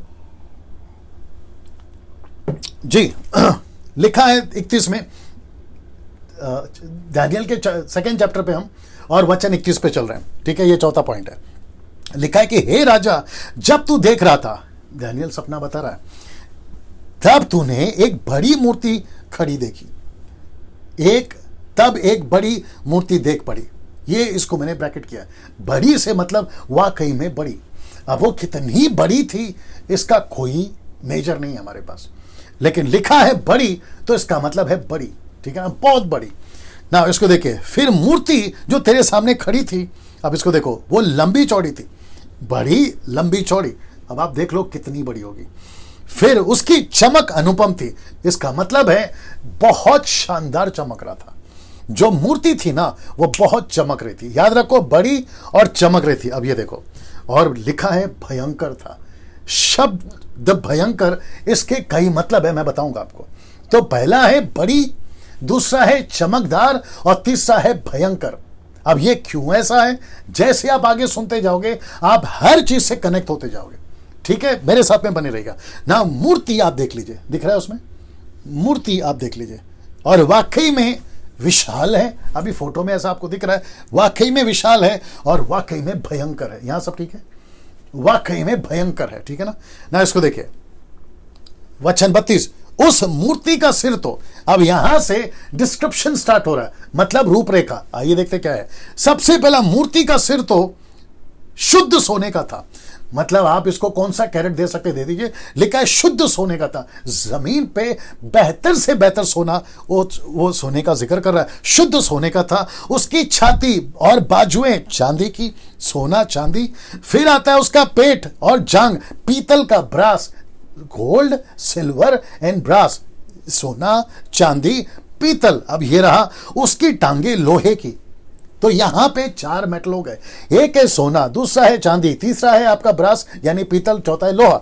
ना इसको देखिए, उसके पांव कुछ तो लोहे के और कुछ मिट्टी के थे। मैं चित्र दिखाऊंगा आपको, परेशान नहीं होना, मैं चित्र दिखाऊंगा आपको। तो ये उसने ऐसा देखा। अब मैं आपको बताने जा रहा हूं वो दिखा कैसे, जो कि आपको मदद के लिए फोटो लिया है, लेकिन हूबहू ऐसा ही है इसकी कोई गारंटी नहीं है। तो पहला हुआ सोना, दूसरा हुआ चांदी, तीसरा हुआ पीतल और चौथा हुआ लोहा। और ये रहा लोहा और कीचड़ मिला हुआ, लोहा और कीचड़ मिला हुआ। और ये रही उसकी कंप्लीट फोटो। सब ठीक है, ये रही उसकी कंप्लीट फोटो, आप देख लीजिए। अब आप मुझे बताइए, चमकदार है, बड़ी विशाल है, अनुपम है, भयंकर है। भयंकर से और मेरा मतलब अभी रखूंगा आपको आगे, ठीक है ना। तो ऐसा दृश्य राजा जी आपने देखा। अब ये दृश्य का क्या क्या अर्थ है वो भी बताएंगे आपको ना। इसको देखिए, फिर देखते देखते, और एक है 5 बोला था ना, फिर देखते देखते तूने क्या देखा। ये दूसरा सपना, इसलिए कहा ड्रीम्स, सपने, है ना, प्लूरल नॉट सिंगुलर, ठीक है ना। फिर देखते देखते तूने क्या देखा कि एक पत्थर ने, लिखा है बिना किसी खोदे आप ही आप उखड़ कर उस मूर्ति के पांव पर लगकर लोहे और मिट्टी के थे उसको चूर चूर कर डाला। मैं आपको बता देता हूं, चित्र देख लीजिए, चूर चूर कर डाला। एक कहीं से पत्थर आता है, खुद से आता है, किसी के हाथ से नहीं आता, खुद अपनी मर्जी से आता है और तेरे मूर्ति को लगता है, पत्थर को, पैरों को लगता है और लिखा है कि उसको चूर चूर कर देता है। ना इसको देखिए, वचन 35, तब लोहा, मिट्टी, पीतल, चांदी, सोना भी सब चूर चूर हो गया और धूप काल में खलिहानों के भूसे के समान हवा से ऐसे उड़ गया कि उनका कहीं पता न रहा। और वह पत्थर जो मूर्ति पर लगा था वह बड़ा पहाड़ बनकर सारी पृथ्वी में फैल गया। ये पहाड़ कौन है मेरे दोस्तों? ये पत्थर कौन है? एक एक चीज का खुलासा आपके बीच में करने जा रहा। मुझे पता है कि 9 बज चुके हैं, लेकिन मैंने आपसे पहले कह दिया था कि मुझे थोड़ा सा वक्त दीजिए। जी, उसका टेम्परेचर बढ़ा दो, मतलब 21 कर दो, 20 कर दो, जैसा भी ठीक लगे। देख लो क्या करना है दोस्तों। अभी तक आपने सब कुछ देख लिया ना। वो पत्थर आ रहा है और वो मूर्ति पे लग रहा है। मैं वो पत्थर दिखा देता हूं, ये देख लीजिए, दिख रहा है उसमें, इधर देख लो। ये है वो पत्थर, इस पे जैसे ही टकरा है ना, मुझे नहीं पता कि कोई मेरा हिंदू भाई अभी मुझे देख रहा होगा, कोई मुस्लिम मुझे देख रहा होगा, कोई बुद्धिस्ट मुझे देख रहा होगा, या कोई जूइश कहीं से भी देख रहा होगा। आप सोच रहे होंगे ये सफेद कोट वाला बोल क्या रहा है। ये एक ऐसी बाइबल की एक ऐसी किताब है जिसका नाम है द बुक ऑफ डैनियल। आप इसको गूगल पे पढ़ सकते हैं, आप इसको ऑनलाइन पढ़ सकते हैं, आप इसकी पूरी जानकारी विकिपीडिया के माध्यम से पा सकते हैं। ये सारी घटनाएं पढ़िए, आपको मेरी बाइबल पढ़ने की जरूरत नहीं, वहीं पर मसाला पड़ा हुआ है।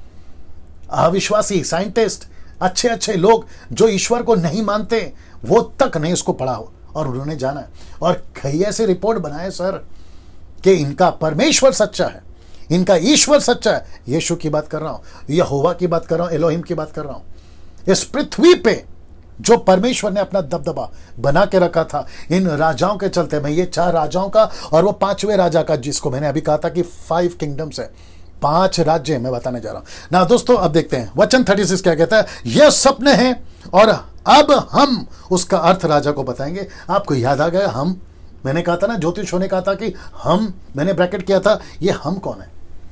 ऑफ कोर्स एक है दानियल और दूसरा है उसका परमेश्वर। तो दानियल कहता है कि मैं नहीं बता सकता, लेकिन मेरे अंदर एक रहता है, वो बताएगा। इसलिए ज्योतिषों ने क्या कहा कि पृथ्वी पे कोई ईश्वर मनुष्य के अंदर रहता होगा, वही बता पाएगा। तो दानियल ने कहा ठीक है ना भाई, मेरा परमेश्वर मेरे अंदर रहता है। जितने विश्वासी अभी मुझे सुन रहे हैं, आप अपनी पीठ थपथपा लीजिए। आपका परमेश्वर पत्थर में नहीं रहता, आपका परमेश्वर पेड़ में नहीं रहता, आपका परमेश्वर मोमबत्ती, अगरबत्ती, फूल माला में नहीं रहता, आपका परमेश्वर नारियल में नहीं रहता, आपका परमेश्वर आकाश के तार छांदों में नहीं रहता। आपका परमेश्वर क्रिएटर है, क्रिएशन नहीं है। आपका परमेश्वर क्रिएटर है और वो क्रिएटर आपके अंदर रहता है। अपनी पीठ थपथपा लीजिए, जैसी प्रतिक्रिया देना चाहो दे दीजिए। ये है हमारा परमेश्वर और उसी के चलते हमको घमंड है। अब कुछ लोगों को नहीं समझ में आता, कोई बात नहीं, लेकिन आज नहीं तो कल, देर सवेर, उनको जिस दिन समझ में आएगी मेरा वीडियो, मेरी बातें, उनको जरूर समझ में आएगी, और आप जैसे लोगों की भी ना। तब यहां पर राजा को कहता है यह सपना है, अब हम उसका अर्थ राजा को समझा देते हैं।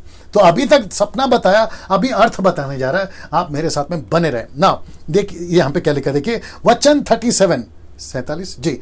हे राजा, तू तो महाराज धीराज है।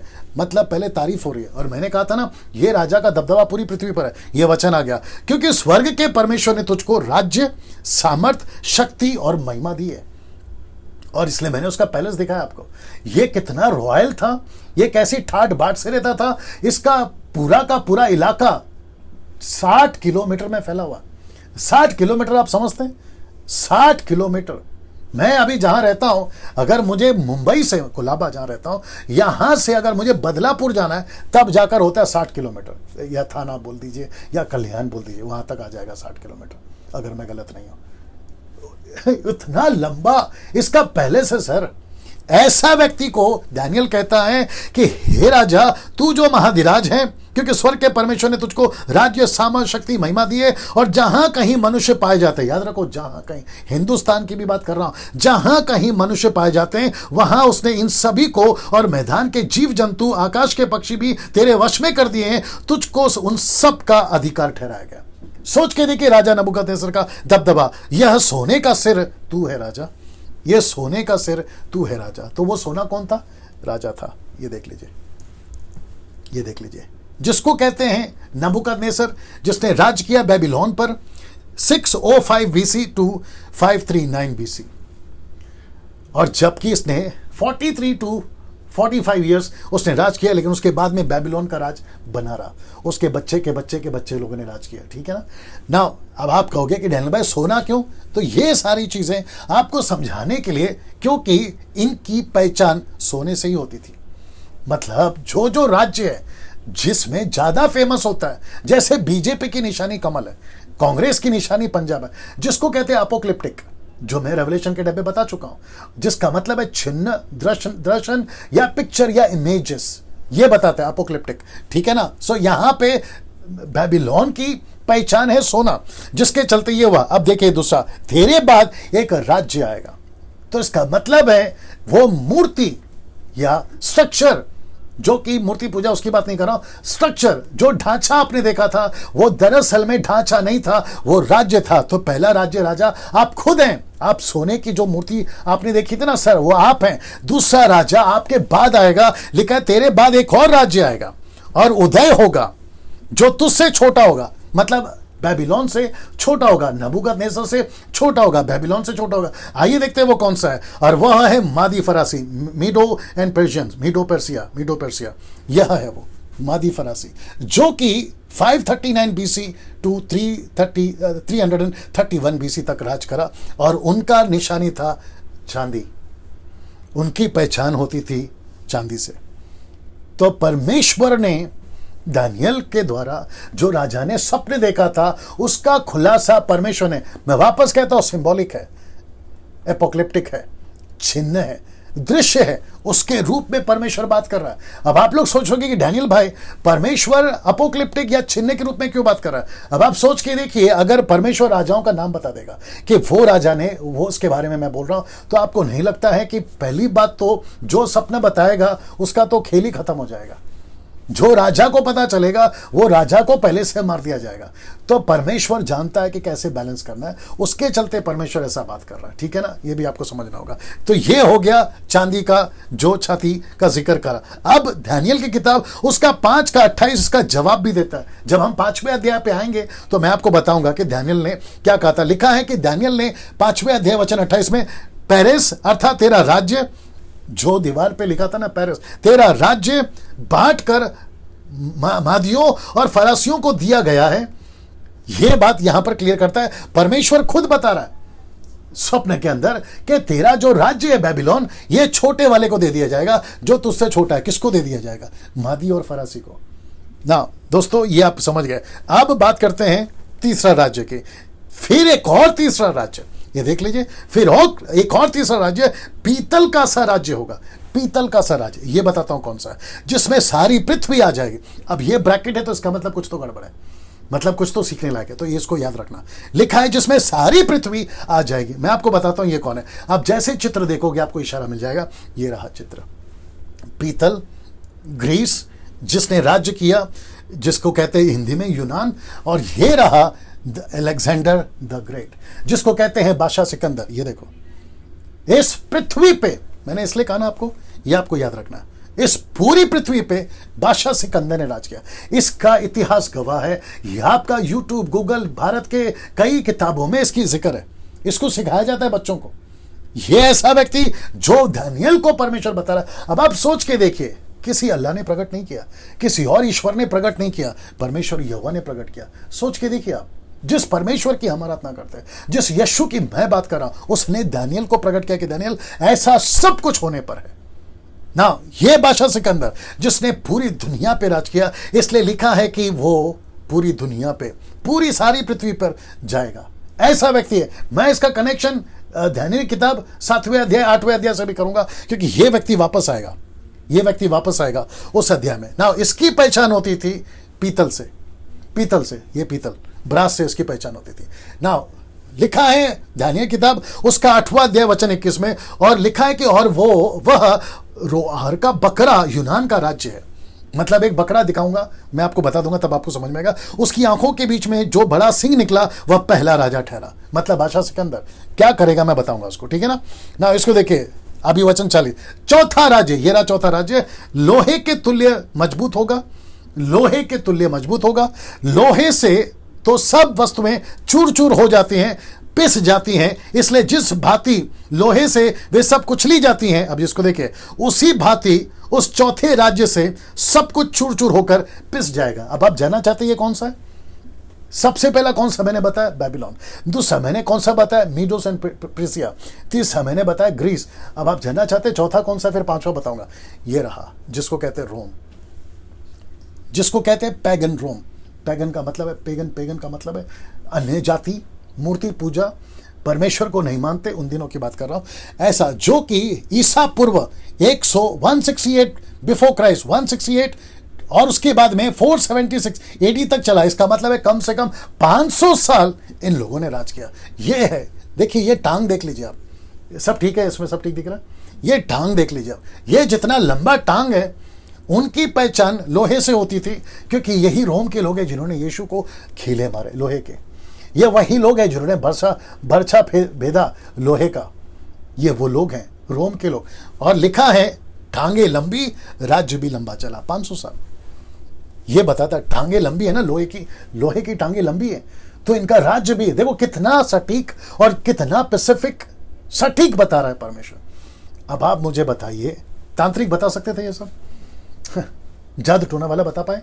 फेल हो गए सर, ये नहीं बता पाए। कौन बता पाया? सच्चा परमेश्वर। कौन है सच्चा परमेश्वर? ये लोहिम, पिता, पुत्र, पवित्र आत्मा। क्यों? क्योंकि पूरी दुनिया को, माय गुडनेस गेट रेडी, पूरी दुनिया को परमेश्वर ही तो चला रहा है। तो परमेश्वर पूरे कंट्रोल में रह के चला है अभी तक और आगे भी।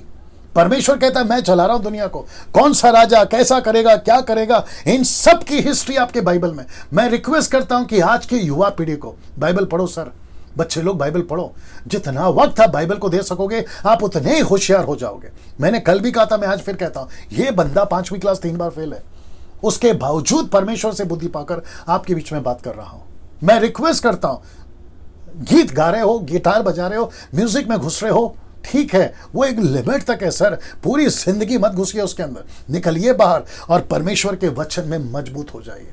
ठीक है ना ये आपको मैंने बता दिया ना दोस्तों। अब इसको देखिए 41 लिखा है कि और तेरे जो मूर्ति के पांव और उनकी उंगलियों को देखा, मैं आपको बताऊंगा कौन सा है, जो कुछ कुम्हार की मिट्टी की और कुछ लोहे की थी, मतलब कुछ मिट्टी की और कुछ लोहे की थी, उससे वह चौथा राज्य बटा हुआ होगा। कौन सा राज्य बटा होगा? रोम।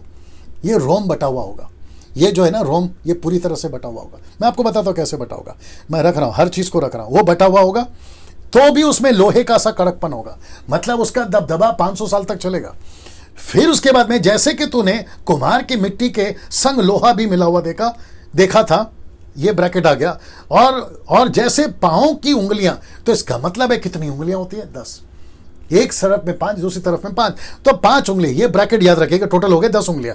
कुछ तो लोहे की और कुछ मिट्टी की थी। इसका अर्थ यह है, राजा दानियल बोल रहा है, उसका अर्थ है ये राजा कि वह राज्य कुछ तो दृढ़ और कुछ निर्बल होगा, मतलब कुछ शक्तिशाली होगा और कुछ राज्य जो है वो कमजोर होगा, उसको ये बताता है। और तूने जो लोहे के कुम्हार की मिट्टी के संग मिला हुआ देखा, उसका अर्थ यह है कि उस राज्य के लोग एक दूसरे मनुष्यों से मिले जुले तो रहेंगे, परंतु जैसे लोहा मिट्टी के साथ मेल नहीं खाता वैसे वे भी एक ना बने रहेंगे। नेपोलियन, साथ ही साथ में आपका हिटलर, इन सब ने कोशिश करी कि इन सबको वो इकट्ठा रख सके, लेकिन लिखा है कि मनुष्य एक दूसरे से मिले नहीं रहेंगे। आज भी करंट परिस्थिति है, मैं बताऊंगा ये कौन सा है। ये है यूरोप कंट्री, यूरोप के 10 शहर, यूरोप के 10 सिटीज में रखने जा रहा। और ये रहा लोहा और मिट्टी मिला हुआ दृश्य। ये सब राजा नबूकदनेस्सर देख रहा है, जिसको मैंने नाम दिया है 10 सिटीज ऑफ यूरोप, जो कि बाद में जो बताया दानियल ने अर्थ बताया, द डिवाइडेड रोम। मतलब ये रोम के ही लोग हैं, रोम इनका हेड है, लेकिन ये 10 सिटी को यूरोप कहते हैं आज भी। और इनके सबके नाम में रख सकता था, लेकिन मैंने नहीं रखा। आप गूगल पे सर्च मारिए, यूरोप के 10 सिटीज सर्च मारिए, आपको नाम मिल जाएगा।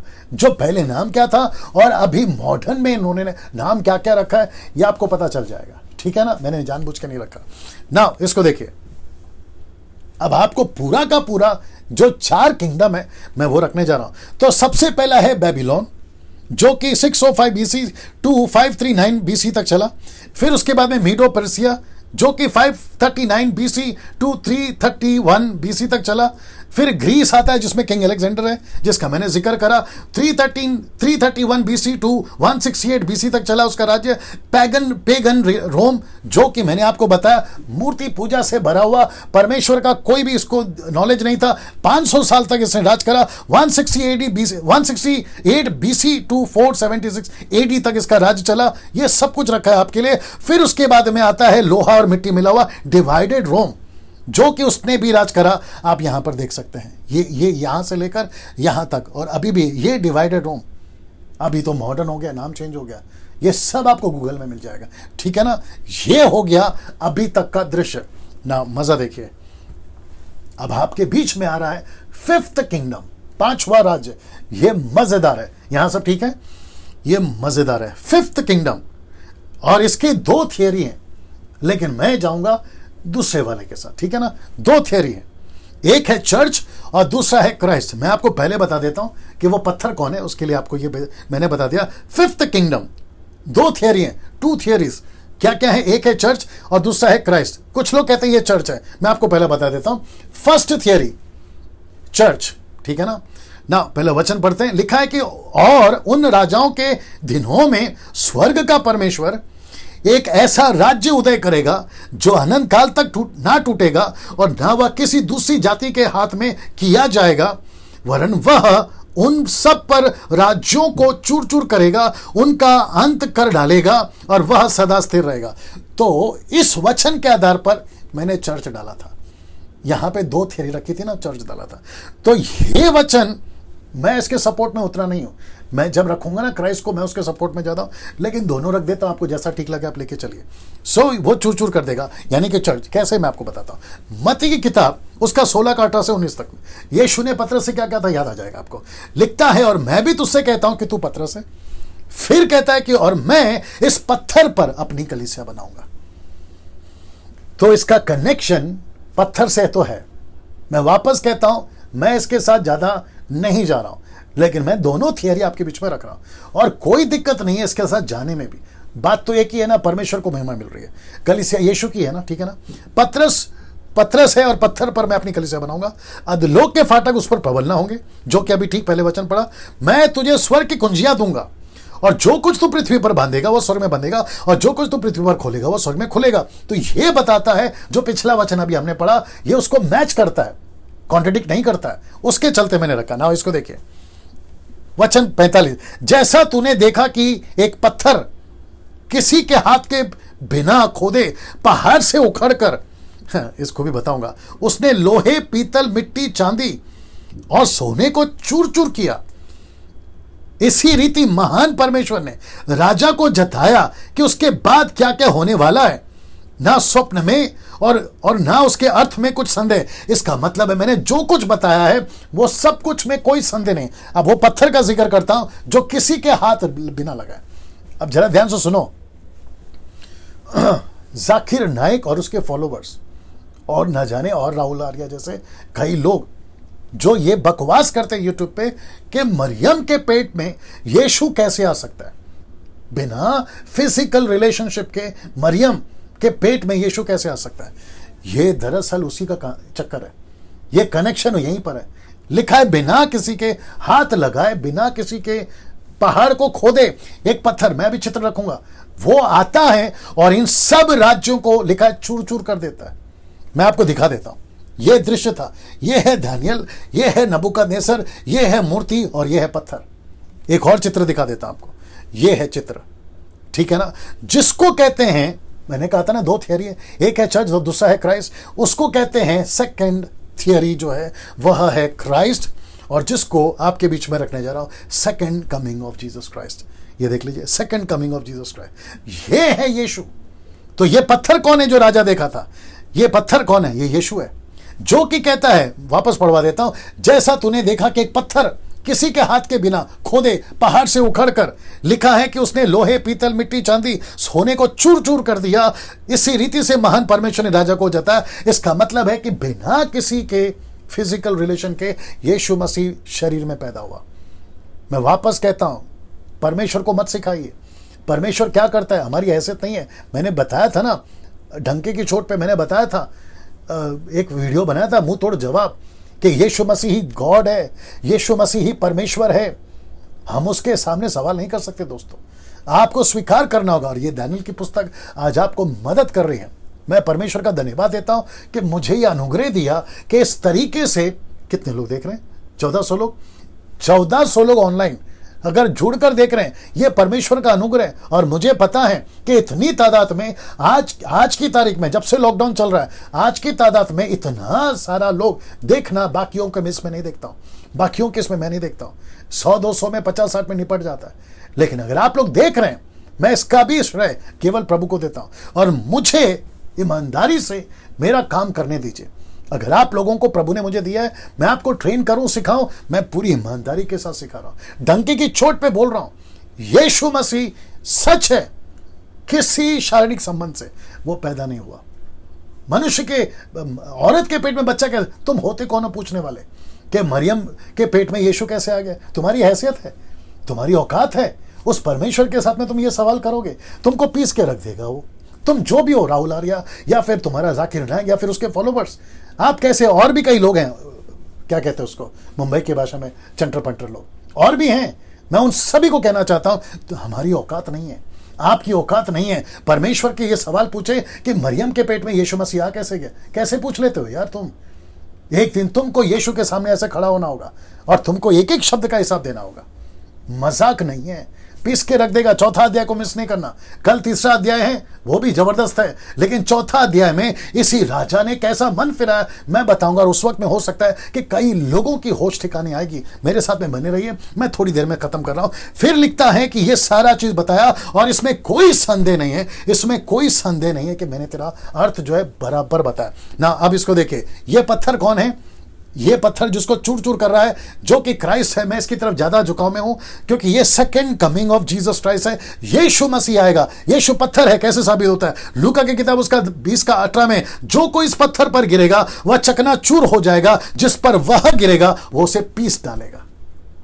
अगर हम गिरे तो हमारे पाप जो है वो निकल जाएंगे, और लिखा है कि चकनाचूर हो जाएगा। इसका मतलब है हमारा जीवन जो है वो टूट जाएगा, पाप से हम आजाद हो जाएंगे। यीशु हमको बचा लेगा अगर हम पत्थर पर गिरे। लेकिन अगर पत्थर गिरेगा ना तो लिखता है कि वो पीस डालेगा। तो आप यीशु पे गिरो, ये बर्दाश्त है, लेकिन यीशु आप पर नहीं गिरना चाहिए, नहीं तो वो तुमको पीस डालेगा। ये बात को समझिए ना। दानियेल की किताब उसका 7 का 13 से 14 लिखा है, मैंने रात में ये स्वप्न देखा और देखो मनुष्य के संतान सा कोई आकाश के बादलों समेत देख रहे हो ना, बादलों समेत आ रहा था। वह उसी प्राचीन के पास पहुंचा, उसको वे उसके समीप लाए।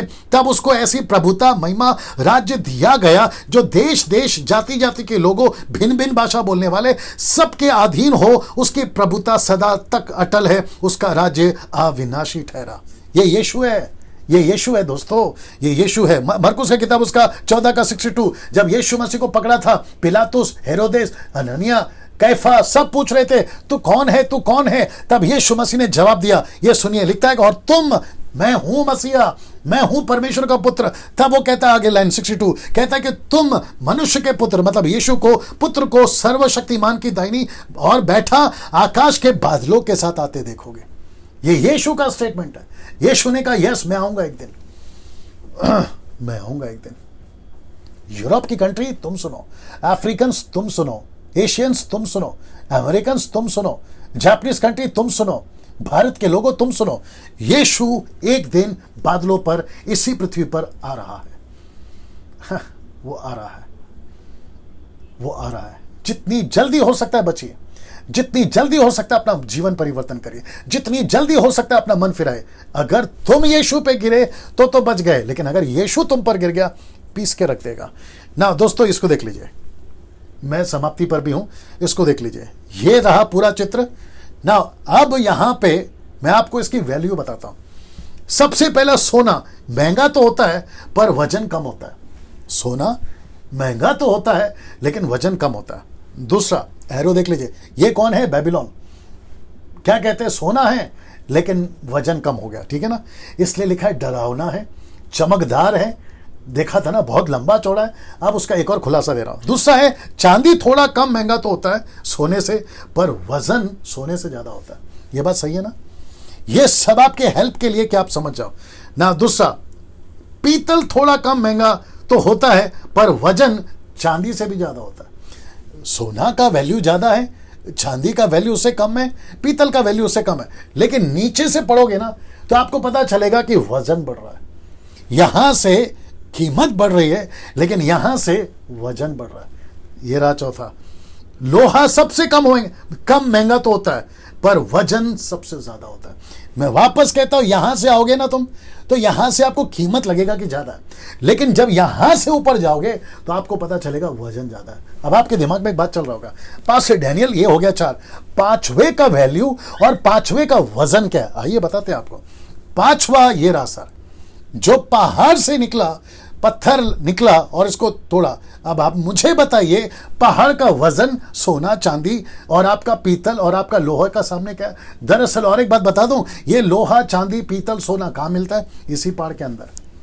अब आप सोचिए, यीशु का राज्य सबका बाप है।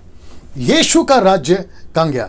यीशु का राज्य सबका बाप है। तो सोचो चट्टान की क्या कीमत होगी और क्या वजन होगा, क्या वजन होगा। यीशु सबका बाप है। आपका बेबीलोनियंस, आपका मीडोस एंड पर्सिया, आपका ग्रीस, आपका रोम और रोम के यूरोप के 10 सिटीज, और यहां पर आता है यीशु, उसकी कलीसिया। मैंने 2 थियरी रखी, कलीसिया और यीशु चूर चूर कर दिया सर। मैं वापस कहता हूं, यीशु का प्रचार डंके की चोट पे करो, सर उठाकर करो, कभी नहीं डरना। जिनको मार पड़ी है कोई चिंता नहीं, ये चोट है आज नहीं तो कल ठीक हो जाएगा।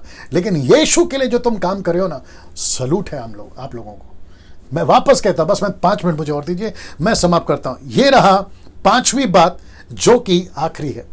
राजा का सपना, असफल ज्योतिष, परमेश्वर का सच्चा दास, स्वप्न और उसका अर्थ बता दिया। ये रहा दानियेल का सम्मान।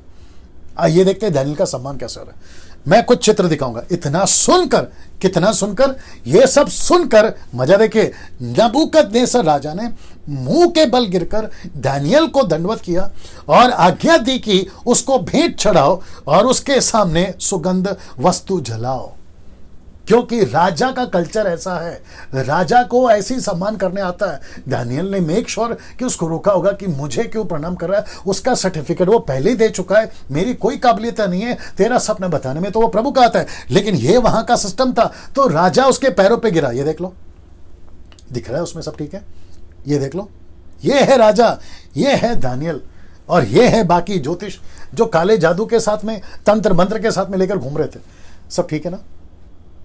अब आप सोच के देखो, सोच के देखिए, क्या दर्जा मिला दानियेल को, क्या सम्मान मिला दानियेल को ना। इसको देखिए, राजा क्या कहता है 47 में, मैं समाप्ति पर आ गया। फिर राजा ने दानियेल से कहा, सच तो यह है, मजा देखिए, लिखता है, सच तो यह है कि तुम लोगों का परमेश्वर सब ईश्वरों का परमेश्वर है। क्या बात है। रिपीट कर दूं, कहता है सच तो ये, मतलब अभी इसकी आंख खुली, कहता है और चौथे में तो और खुलेगी, चौथा अध्याय में तो और खुलेगी। सच तो यह है कि तुम लोगों का परमेश्वर सब ईश्वरों का परमेश्वर, सब ईश्वरों का परमेश्वर है। आप नाम लीजिए, उनका भी परमेश्वर हमारा परमेश्वर है। किसी का भी नाम लीजिए, इस पृथ्वी पे, पृथ्वी के किसी भी प्लेनेट पे जो भी ईश्वर होता होगा, उन सब का बाप, उन सब के ऊपर यशु है। मैं रिपीट करता हूं, यशु है। ये बात को समझिए दोस्तों, सब फेल हो जाएंगे आने वाले दिन। और इसका नजारा देख लिया ना, ये 3 महीने में, 4 महीने में देख लिया ना, अमेरिका फेल, चाइना फेल, अपना भारत का सरकार फेल, आपकी पूरी दुनिया के साइंटिस्ट फेल, आपके जितने भी विज्ञान थे वो फेल, यहां तक कि एक भी अभी तक कोरोना वायरस से लड़े उसका जो है एक छोटा सा दवाई नहीं बना सके। ये है झटका। मैं वापस कहता हूं, 4 कारणों से आया है ये वायरस, ताकि इंसान को उसकी औकात याद दिला सके, इंसान क्या चीज है। इसलिए वक्त रहते सुधर जाइए। कई लोग सुधरे हैं, मुझे मालूम है, मसीह लोग भी सुधरे, मैं जानता हूं, अच्छे अच्छे सेवक लोग भी सुधरे, मैं जानता हूं, परमेश्वर ने आपको भी हिला के रखा है, मैं जानता हूं।